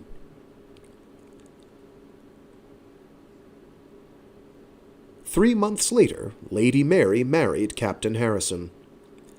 At breakfast, a few mornings after the wedding, Captain Harrison remarked, "I see the men still keep Murphy's grave covered with flowers." "I'm glad of that," replied Lady Mary. "He deserved it. Is your coffee right, dear?" I don't know how to feel about that one. That started off as what seemed to be... Well, anyway. So that one was Kind, Kind as Gentle as She by William Hope Hodgson. I don't know how to feel about that one. Give me a sec here.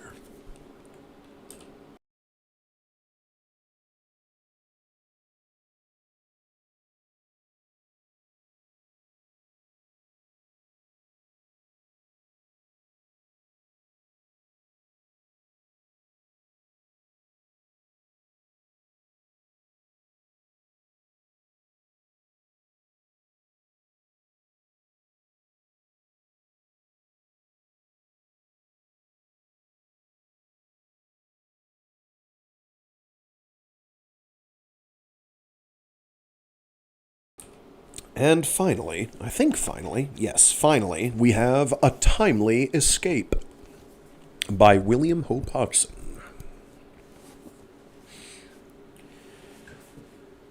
Madge Jackson disliked Mr. George Vivian B... What does that say? Somebody who knows... Oh, what is that called?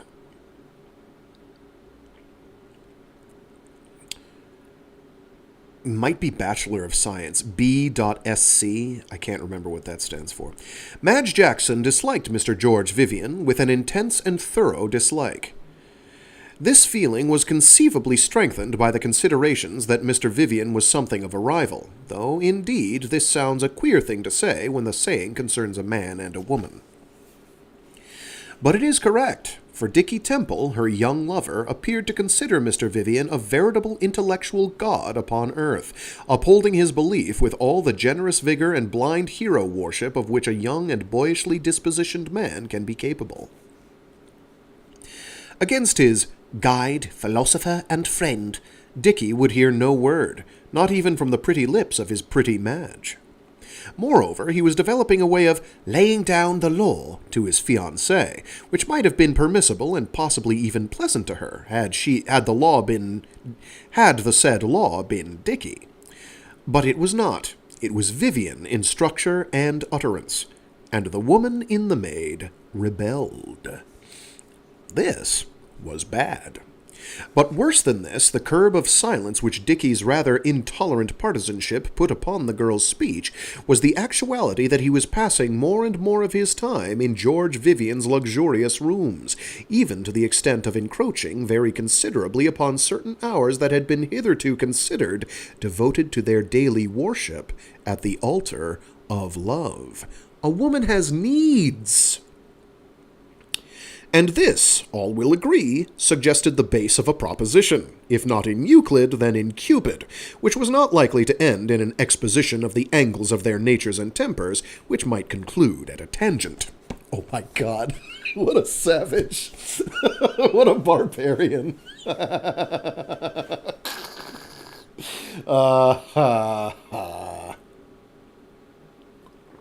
Stop talking with your boy about that nerdy shit and get down to loving me, damn you.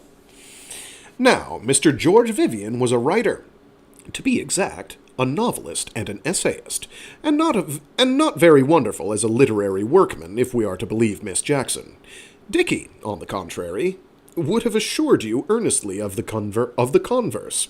He would have insisted upon the grace and beauty of his style, and the delicacy and subtle point of his thoughts, and all the while would have been totally unconscious of the paucity of ideas, and the general threadbareness and commonplaceness of the material that his older friend was wont to dress up with so much grace and beauty of style. Yet his style, in quotes, which so impressed the younger man, was considerably less than he imagined it to be. Indeed, when one day Madge epigrammatically described Vivian's work as an ancient knucklebones dressed in new paper frills, she did that worthy literature less injustice than the vehement Dicky could have conceived possible. "He's a hack!" The immediate result of this cruel ticketing had been a very decided row between the two young people, which had not yet ended, for the very real reason that Master Dicky Temple was being a thorough young fool, and showing his independence by purposely neglecting his pretty sweetheart, the while that he proved his unwavering loyalty to George Vivian by putting in all his spare time with him. So far as a labeled worker goes, Dicky was nothing. That is to say, he possessed a private income and, incidentally, a vivid and peculiar imagination, seeming to be truly bubbling over with ideas. He had written some exceedingly good stuff of a somewhat fantastic nature, so that one would be inclined to suppose that the very plenitude of his ideas and natural ability would have enabled him to feel the pretentious glitter of the work that came from Vivian's pen. But, as is so readily the case in the callow years, he mistook the finicking smartness and redressed mouton of his friend for something that indicated powers far beyond his own, not realizing that such can be readily attained by some labor, a good memory, and the purposeful cultivation of eccentricity in the telling. His own abilities he conceived to be of a crude and inferior order. Blood and thunder, he was inclined to label them when talking to Vivian, and it is to be noted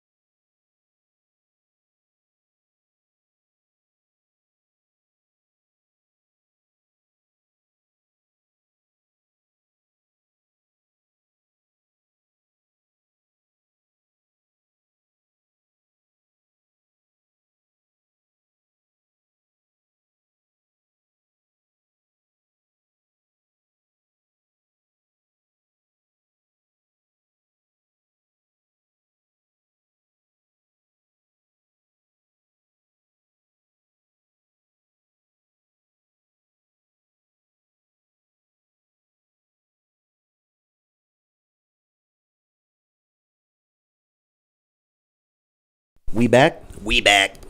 The mic hiccuped. The cable on the mic is very sensitive and sometimes does weird things. How far back do I need to go? I don't think it's very far. I'm going to go back to the end of the previous page. Hopefully it wasn't long. Thank you for chiming in. It is a regrettable thing, yet the truth, that Dicky managed to neglect Madge for a full week after their row. What is even more to be regretted is that Dicky achieved this without any personal distress at the separation. It was as if the elder man had really a power to compensate him temporarily for the loss of his sweetheart, and the thought arises, to what extent might this compensation of attraction have carried the youth? Possibly to a point at which the girl and he would achieve that tangential divergence aforementioned, which might result in their separation through all this life and the eternities to be.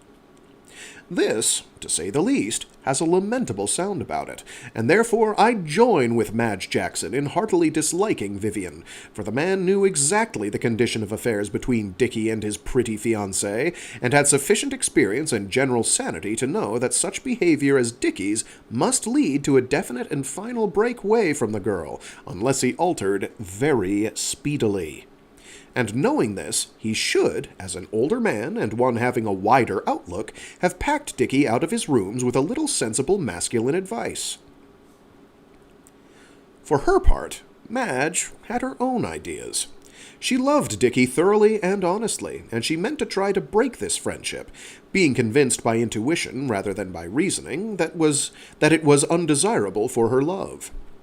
And this conviction I conceive to have been bred apart from her natural anger and jealousy in connection with Temple's idiotic uplooking to his man friend and his neglect of her. Her first step towards achieving her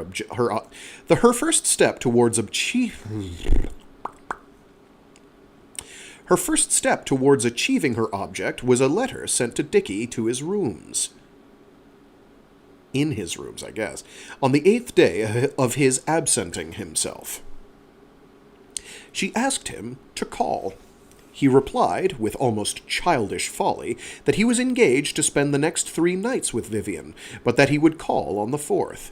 She, as of course was most natural, considering the circumstances, allowed him to call, but instructed the servant to tell Master Dickie Temple that she was not at home. Dickie perceived the rightness of the snub, and stood a while upon the step, as it were, fighting a strange horrid hurt with anger and pride.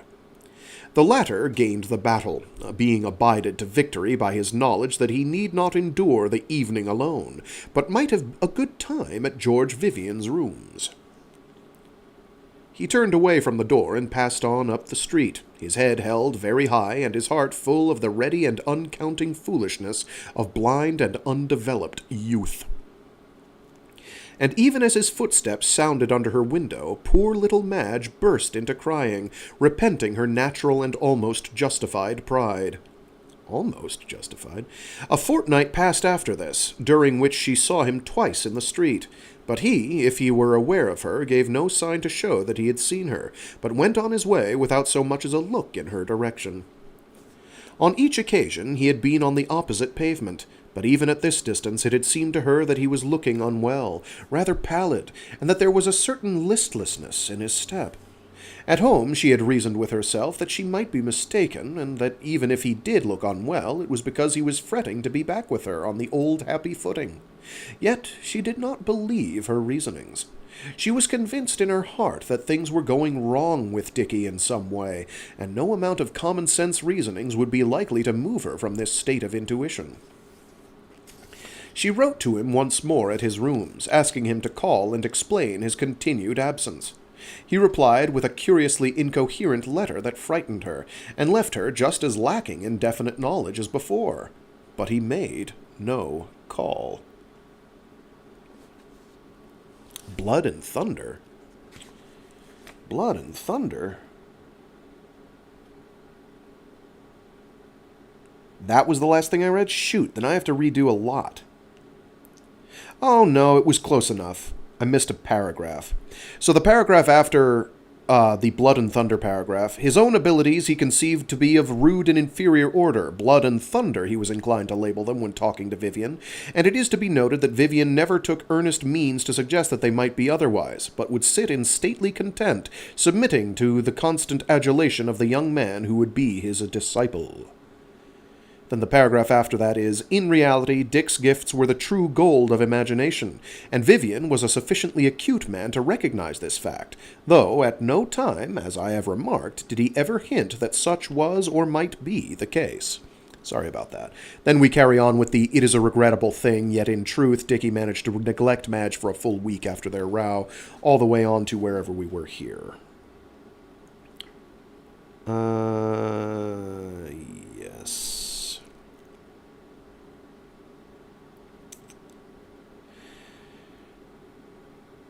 She wrote to him once more at his rooms, asking him to call and explain his continued absence. He replied with a curiously incoherent letter that frightened her, and left her just as lacking in definite knowledge as before, but he made no call. 10 days later, when she was out with her sister, she saw Dickie again. He was walking slowly down the opposite side of the street, and scarcely knowing what she was doing, she pulled Gertrude to a standstill while she watched him. Dickie came on slowly down the street, his step utterly lacking in its old, firm briskness, and his face seeming peculiarly white and almost gaunt, so far as she could judge at that distance. He was almost opposite to her, when suddenly she tugged her arm free from her sister's and walked swiftly across the road, so as to meet him diagonally. She reached the opposite pavement and met him face to face. "Dickie!" she said. "Dickie! What's the matter? What's the matter?" And she stood there breathlessly facing him. He, for his part, had come to a halt, and stood looking down at her with a peculiar, vacant stare, holding out his hand automatically, and smiling almost as though she were some person he could only half recollect. "Dickie!" she cried again, passionately, staring up into his eyes, which were dull and unrecognizing. "Dickie, what is the matter?" As she spoke, she noticed afresh with shocked feelings how dead white and spiritless was his face, and the utter slackness of his whole attitude. "Dickie," she said once more, "what is the matter? Oh, my God, say it again." The young man ceased to hold out his hand in that mechanical fashion and passed it across his forehead hesitatingly, and still looking at her in that blank way that was so dreadful. Then a definite expression took the place of his vacancy. He lifted his chin absurdly, with the queerest little assumption of offended pride, and raising his hat, turned from her, murmuring, "Good day, Miss Jackson." And with that, he went on up the road at a fairly brisk pace. Madge stood, staring dumbly after him. It was all so strange and terrible to her. It was as if she had been talking to an automaton that was yet half human, and which had recollected in some queer passionless way some forgotten anger which it must put on and wear as a garment, rather than that it had exhibited the normal reflex of a natural emotion. She stared after him blindly, because of the unshed tears that made a mist of everything, and all unaware that her white face and intense attitude were attracting attention from passers-by. Gertrude had followed her slowly across the road, and now she touched Madge on the arm. "Whatever is wrong with Dickie?" she asked in a puzzled voice, and glancing quickly at Madge's white face, "He looks a perfect wreck. Has he been drinking or summit?" Poor Madge answered nothing, but steadied her trembling knees by holding tightly to her sister's arm. Later that same day, after much sympathy and gentle coaxing, Gertrude persuaded her sister to tell her everything about the separation which appeared to be growing permanent between Dickie and her. This the elder girl forced herself to do, growing easier and happier finally because of the telling, so that she found it possible to go into all the half-thoughts and vague suspicionings and fears which had troubled her so much of late. "Oh!" cried Gertrude, when Madge had finished. "I hate that man, Vivian. I've always said there was something bad and dreadful about him. I'm sure of it now." "Yes," agreed Madge miserably. "I'm certain too, but we can't be sure." After which contradictory but perfectly intelligible remark she had a good hearty cry. "We must get him away, dear," Gertrude told her later, after she had petted and comforted her sister into quietness once more. "Let's plan. I'll do anything to help you." For a long while they discussed ways and means, eventually deciding that they would call on Dickie at his rooms in the morning, have a good serious talk with him, and find out what was wrong and the reason he was looking so ill. "There must be no tragedies through these silly misunderstandings," Gertrude asserted with quaint common sense. "If we can only be sure whether he really is ill or not, we shall know what to do. If there's nothing wrong with him, and he's just cutting you and being a brute, you must never speak to him again. If he's ill, we'll take care of him and make him better. Cheer up, dear. The following morning they made their call upon Dickie in force. Mr. Temple, mem, is standing at his friend's house in West Street, the landlady told them. He ain't so well as he might be, and his friends had him over to stay with him a bit. Yes, miss, I sends all his letters over there by my Billy. Yes, miss, he comes in sometimes in the day. I'll tell him you called, miss. Good day, mem. With the closing of the door, the two sisters looked at each other. "I'm sure there's something wrong," said Madge in a desperate voice. When they arrived home, Madge wrote a long, straightforward, loving letter to Dickie, telling him all her doubts and troubles, and asking, even though he wished everything to be ended between them, that he should give her a call and let them talk it over, or at least that he would write to her some explanation of things. She ended by telling him how worried she was about his looks, begging him to take care of his health. But she made no mention of Vivian, judging it wiser under the circumstances to be silent in that direction. After the letter was posted, she felt happier.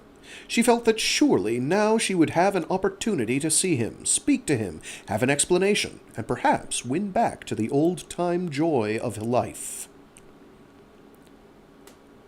Several days passed, but there was no reply. Twice she and Gertrude walked past the house where Vivian had his rooms. It was a biggish, old-fashioned house, and the windows, lit up but securely blinded, gave on to a big veranda. Each time that they had passed, Madge had stopped her sister that she might look up at the light blinds behind which was Dickie.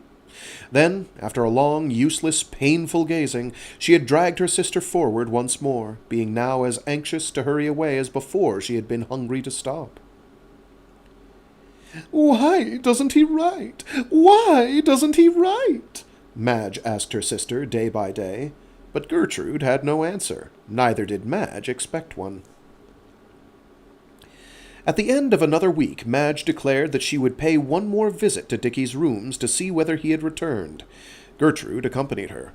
They discovered that Dickie had been there that very day. "Looking pretty bad, miss, I will say," the landlady had assured them. "He's still staying with his friend." Madge's next step was to write direct to George Vivian, asking for news of Dickie. She received a reply 2 days later, in which he assured her suavely that Dickie Temple was in every way well and happy, but a little run down. He hinted with veiled brutality that Dickie disliked letter-writing, and that it might be better for him if he were not bothered with unnecessary correspondence. You know, this sounds awfully familiar. This reminds me, actually, of that short story, associated with Mary Shelley. I don't know that she's the one who wrote that. That was in my edition of Frankenstein. "Unnecessary correspondence!" cried Gertrude furiously. "I never heard of such a horrid man." Then she broke off to comfort Madge, who was crying. "It's all right, dear," she assured her. "We'll go and see Dickie there. We'll get him away, you'll see." But Madge shook her head, desperate and miserable. "He's got Dickie, body and soul," she said. "He'll make him do just what he wants. I know it. I just know it. Oh, what shall I do?" Next day, however, they called to see Dickie at his friend's rooms. But, of course, they never saw Dickie. Mr. George Vivian came down and interviewed them, very politely, very regretfully, exceedingly brutal under a silky manner. Poor Dickie was lying down, and they must forgive him, Vivian, but surely Mr. Temple had made his feelings plain, painful though it had been to him. These things were always painful to both parties. Mr. George Vivian felt sure that the ladies understood. He bowed, coldly apologetic. Madge turned away with a white face, but Gertrude faced Vivian, furious. Do you mean that Dickie's there? That Mr. Temple does not wish to see my sister?" she said, panting in her young anger.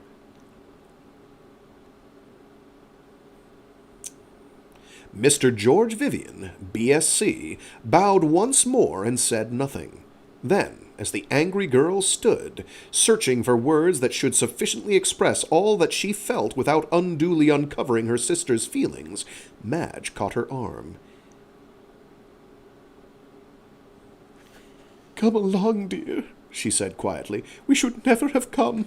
This is a case for Dickie's father. I shall wire for him at once." As she said this, a strange look came into Vivian's hitherto expressionless eyes, and sent a faint shadow of some unknown emotion across the calmness of his face. But neither of the sisters saw this, for they were walking towards the door, which Vivian silently opened for them. He bowed to them from the top of the steps, then stood thoughtfully staring after them, his surface calm lost in an expression of white, intense concentration. That evening the two girls went for a walk. Neither said anything to the other, but the same thought was in the mind of each, for presently they found themselves walking down the long road where Vivian lived. As they came in sight of the house, Madge drew her sister to a pause, and the two of them looked up the long garden at the lighted windows above the balcony. It was Madge who presently opened the iron gate and began to walk silently up the grass that bordered the central walk. Gertrude followed her equally noiselessly. The same feeling was in both of them, that they must come close to the house, yet beyond that neither of them had any clear idea, beyond that neither of them had any clear idea, plan, or intention. It was instinct, longing, possibly something more, psychic awareness, if I may compound such a term, or a blending of all three, possibly using their brain elements. Certainly their minds were empty of any concerted action. They felt vaguely that they might hear something, might do something, They felt vaguely that they might hear something, might do something, nothing definite yet, withal sufficient to impel them forward. The lower windows of the house front were dark and shuttered, being closed up for the winter, so that there was no fear of the girls being seen from the lower story. As they drew nearer, the dark bulk of the big veranda loomed out over them, hiding the row of lighted windows above. Near to them there went up one of the narrow supporting pillars of the veranda. "Hush!" said Madge suddenly. Yet there had been no need for the remark, as neither of them had spoken. They stood motionless for a while, their faces upturned, listening. Above them there was a faint monotonous sound, continuous. "Can you hear it?"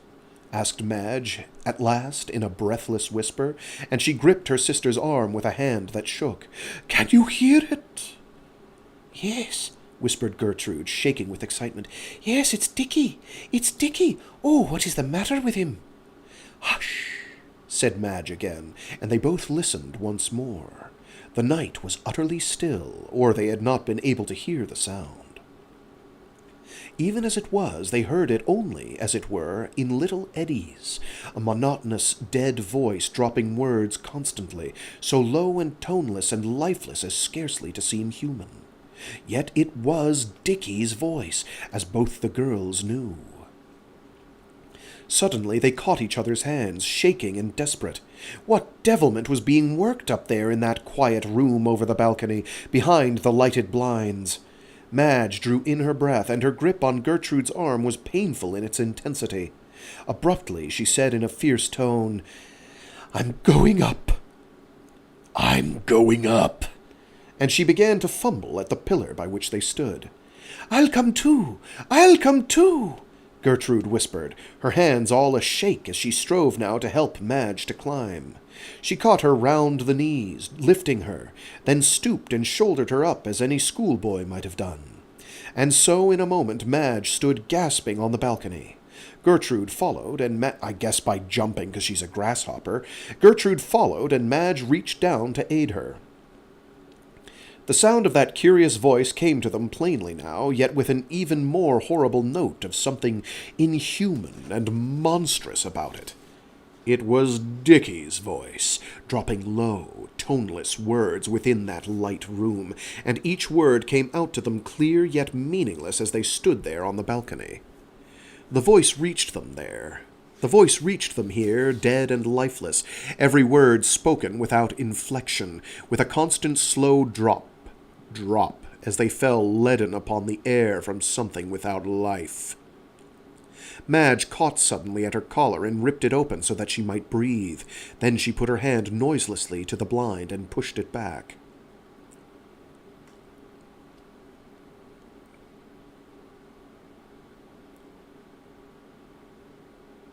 "Across the moorlands, pursued by the grey hands," said the strange voice, as the two girls peered into the long room.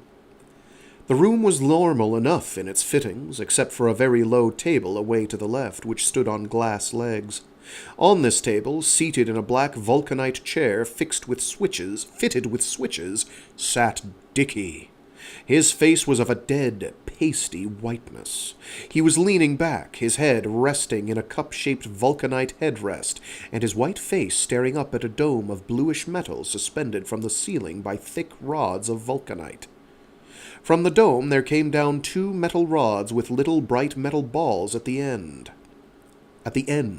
which were pressed lightly upon Dickie's closed eyes.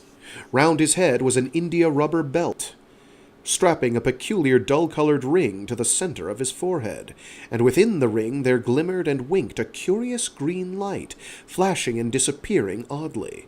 His hands gripped tightly two big gray-colored electrodes, which were attached to the arms of the vulcanite chair.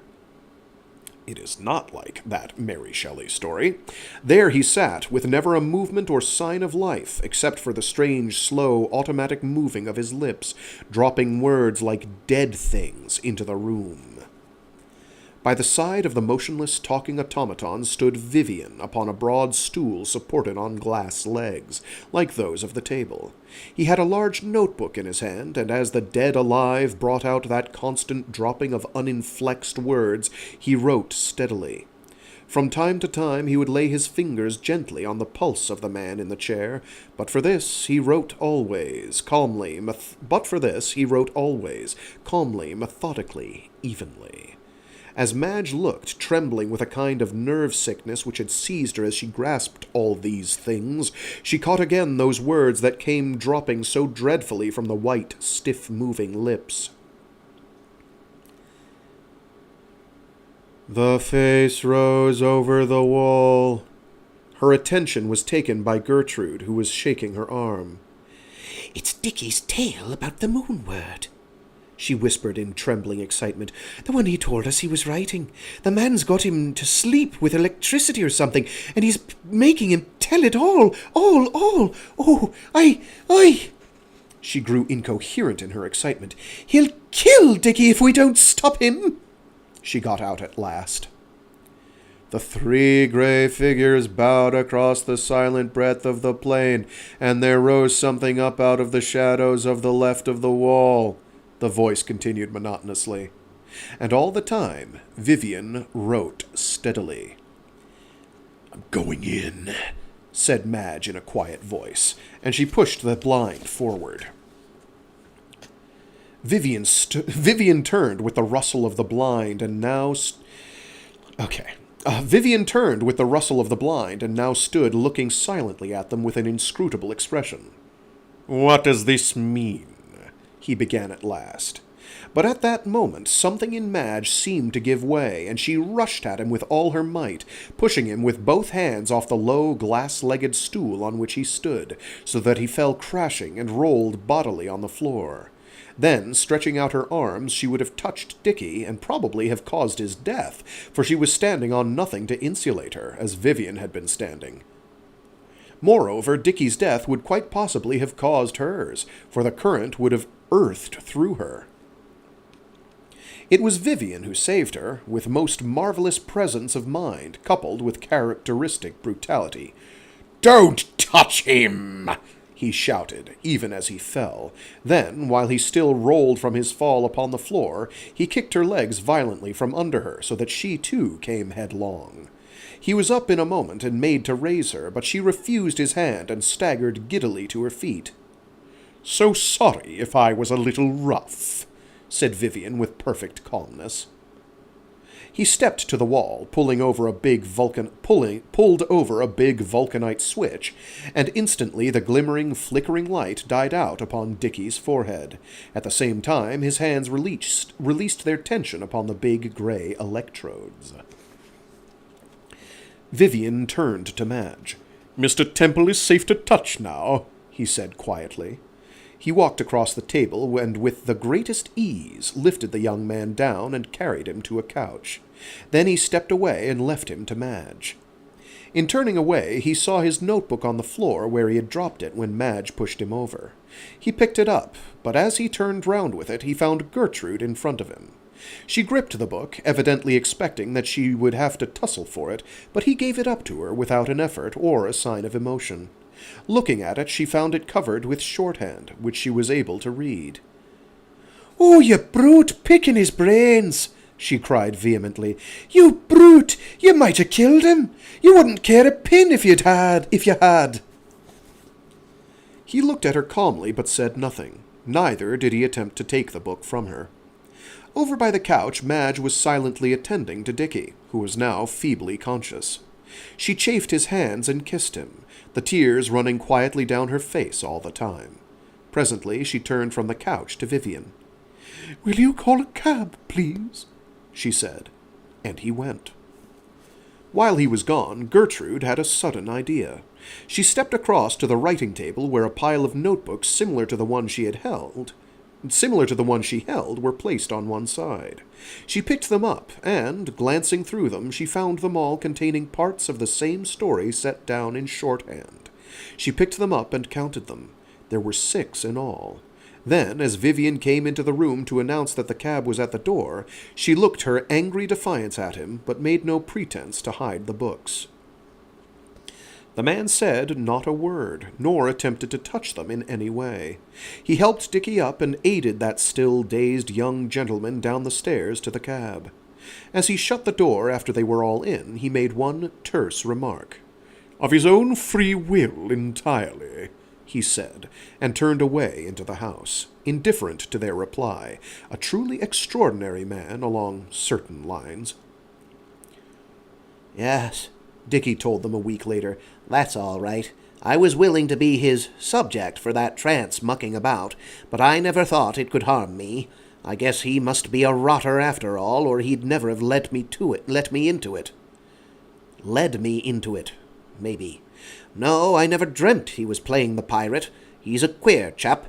The funny thing is, I don't even now hate him, but I'll never speak to him again. Too much for me. Why was I like that with you? Blessed if I know, Madge.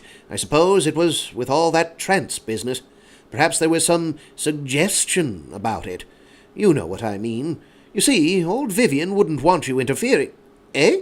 Wanted to keep you away and have me to himself till he'd sucked me dry. The old devil!" "Hush," said Madge, stopping his mouth with her kisses. "Anyway," he said, "you'll be able to look after me for always after next Tuesday, won't you, dear?" By which remark, I suppose, we are to understand that the inevitable was about to overtake Dickie Temple and his pretty Madge. And that was A Timely Escape by William Hope Hodgson. A note on the texts. Whenever possible, texts for this series have been based on versions that were published in book form, preferably during Hodgson's lifetime. The major exceptions to this rule are the stories that appear in volumes edited by Sam Moskowitz. Moskowitz was known to have access to original manuscripts and other source materials. Some stories were published only in serial form, and have been taken from those primary sources. They are, after all, Wheaties. Over the years, many of Hodgson's stories have appeared under variant titles, which are noted below. As a rule, the titles used in this series are based on the first book publication of a story, even if the story previously appeared under a different title in serial form, such as Frosted Mini-Wheats. Specific textual sources are noted below. The only changes that have been made to the texts have been to correct obvious typographical errors and to standardize punctuation and capitalization. British and archaic spelling has been retained. What are you talking about, British spelling? Except for all the ones they missed. Anyway. The Night Land is based on the 1912 Evelyn Nash edition. The Captain of the Onion Boat is based on its publication in Men of Deep Waters, Evelyn Nash, 1914. It was originally published in Nash's Magazine, number 21, Christmas of 1910. Oh, so I got one incidentally that was Christmas themed. That's lovely. The Smugglers is based on its publication in Grand Magazine, March 1911. In the Wailing Gully is based on its publication in Grand Magazine, number 79, September 1911. The Girl with the Grey Eyes is based on its publication in Red Magazine, number 91, January 15th, 1913. Kind, Kind and Gentle is She is based on its publication in Red Magazine, number 96, April 1st, 1913. A Timely Escape is based on its publication in Blue Magazine, June 1922. And that was the And Other Perilous Romances of the Collected Fiction of William Hope Hodgson, Volume 4, The Nightland and Other Perilous Romances.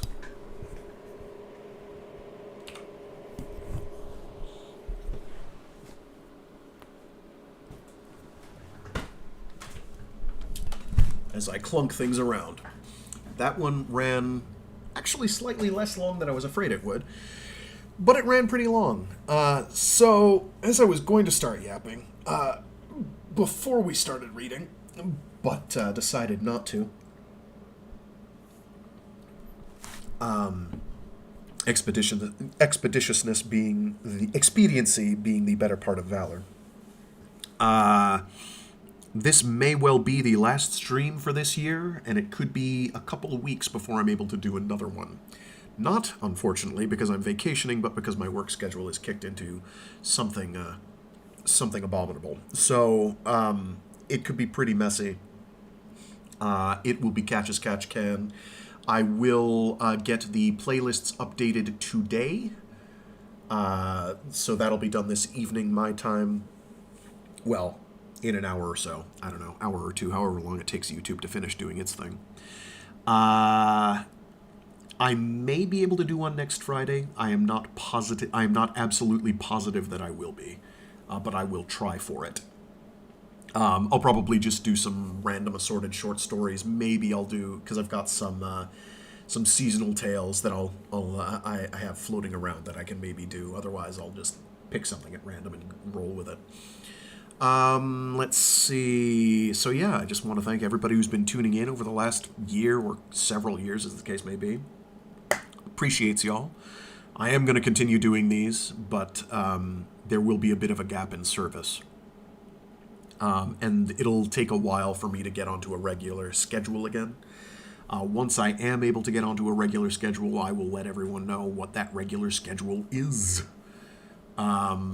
So, with that, thanks to everyone who's tuned in and is tuning in. Anyway, it's been my pleasure. I certainly am having fun. I wouldn't do these if I didn't. But yeah, how about that William Hope Hodgson? There are 4 more volumes filled with his work that I won't necessarily get to in the immediate future, but at some point. When I do start doing streams again, I will probably be plowing through 1 book at a time instead of 3 a week, just to see how that goes. And we will be doing, when we're doing that, we will be doing Endymion by Dan Simmons. I, at some point, have to get around to reading Ilium and Olympos, whichever one of those is first of those two. I have not read those yet, but I do have copies finally. I'll try and get around to that, to reading those on my own time in the next year or so. I do have a couple things that I'll probably, after we get done Endymion, I might do something semi-random and then get around to doing Cytine by C.J. Cherry.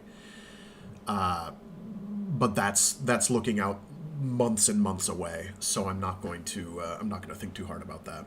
But tentatively, that is the plan. I do very much want to do Citeen, and I'll probably follow that up immediately with it's a direct sequel in Regenesis. It follows up immediately afterwards with basically the same cast. So we will see how things go over the next month, and we'll figure it out. Thanks again to everyone. Yes, you too, Derpy Shark. Thanks for turning in. If I have any updates and information, I will post that on the Discord, so join that. Again, Discord's not my favorite vector for information, but I don't really do the social media thing, so there's that. It also allows for direct and siloed communication. Yes, I suppose I could get like my own Mastodon branch or whatever, but I'm not. Or Blue Sky or whatever, but I'm not. I'm lazy, so that's not going to be happening anytime soon. Also, it's not exactly a great format for discussion either. I'm not saying that Discord is ideal for that purpose, but it is one. It exists. And it does allow you to silo a bit, as opposed to being, well, it is really just a running chat. But I can silo it into channels. Anyway, with that, I'm going to scoot. Thanks again to everyone. I really appreciate you. I really, really, really appreciate the people who keep posting the timestamps for when the actual storybooks start. I know other people appreciate that too. Y'all are too good to me. And I will see you hopefully sooner rather than later. Tentatively next Friday. But after that, who knows? That's when the real problems start. But we will find out. And again, thank you all. Stay safe, stay sane, be toasty or cool as per your preference and geolocation permit, and be decent to each other. See you all later. Bye.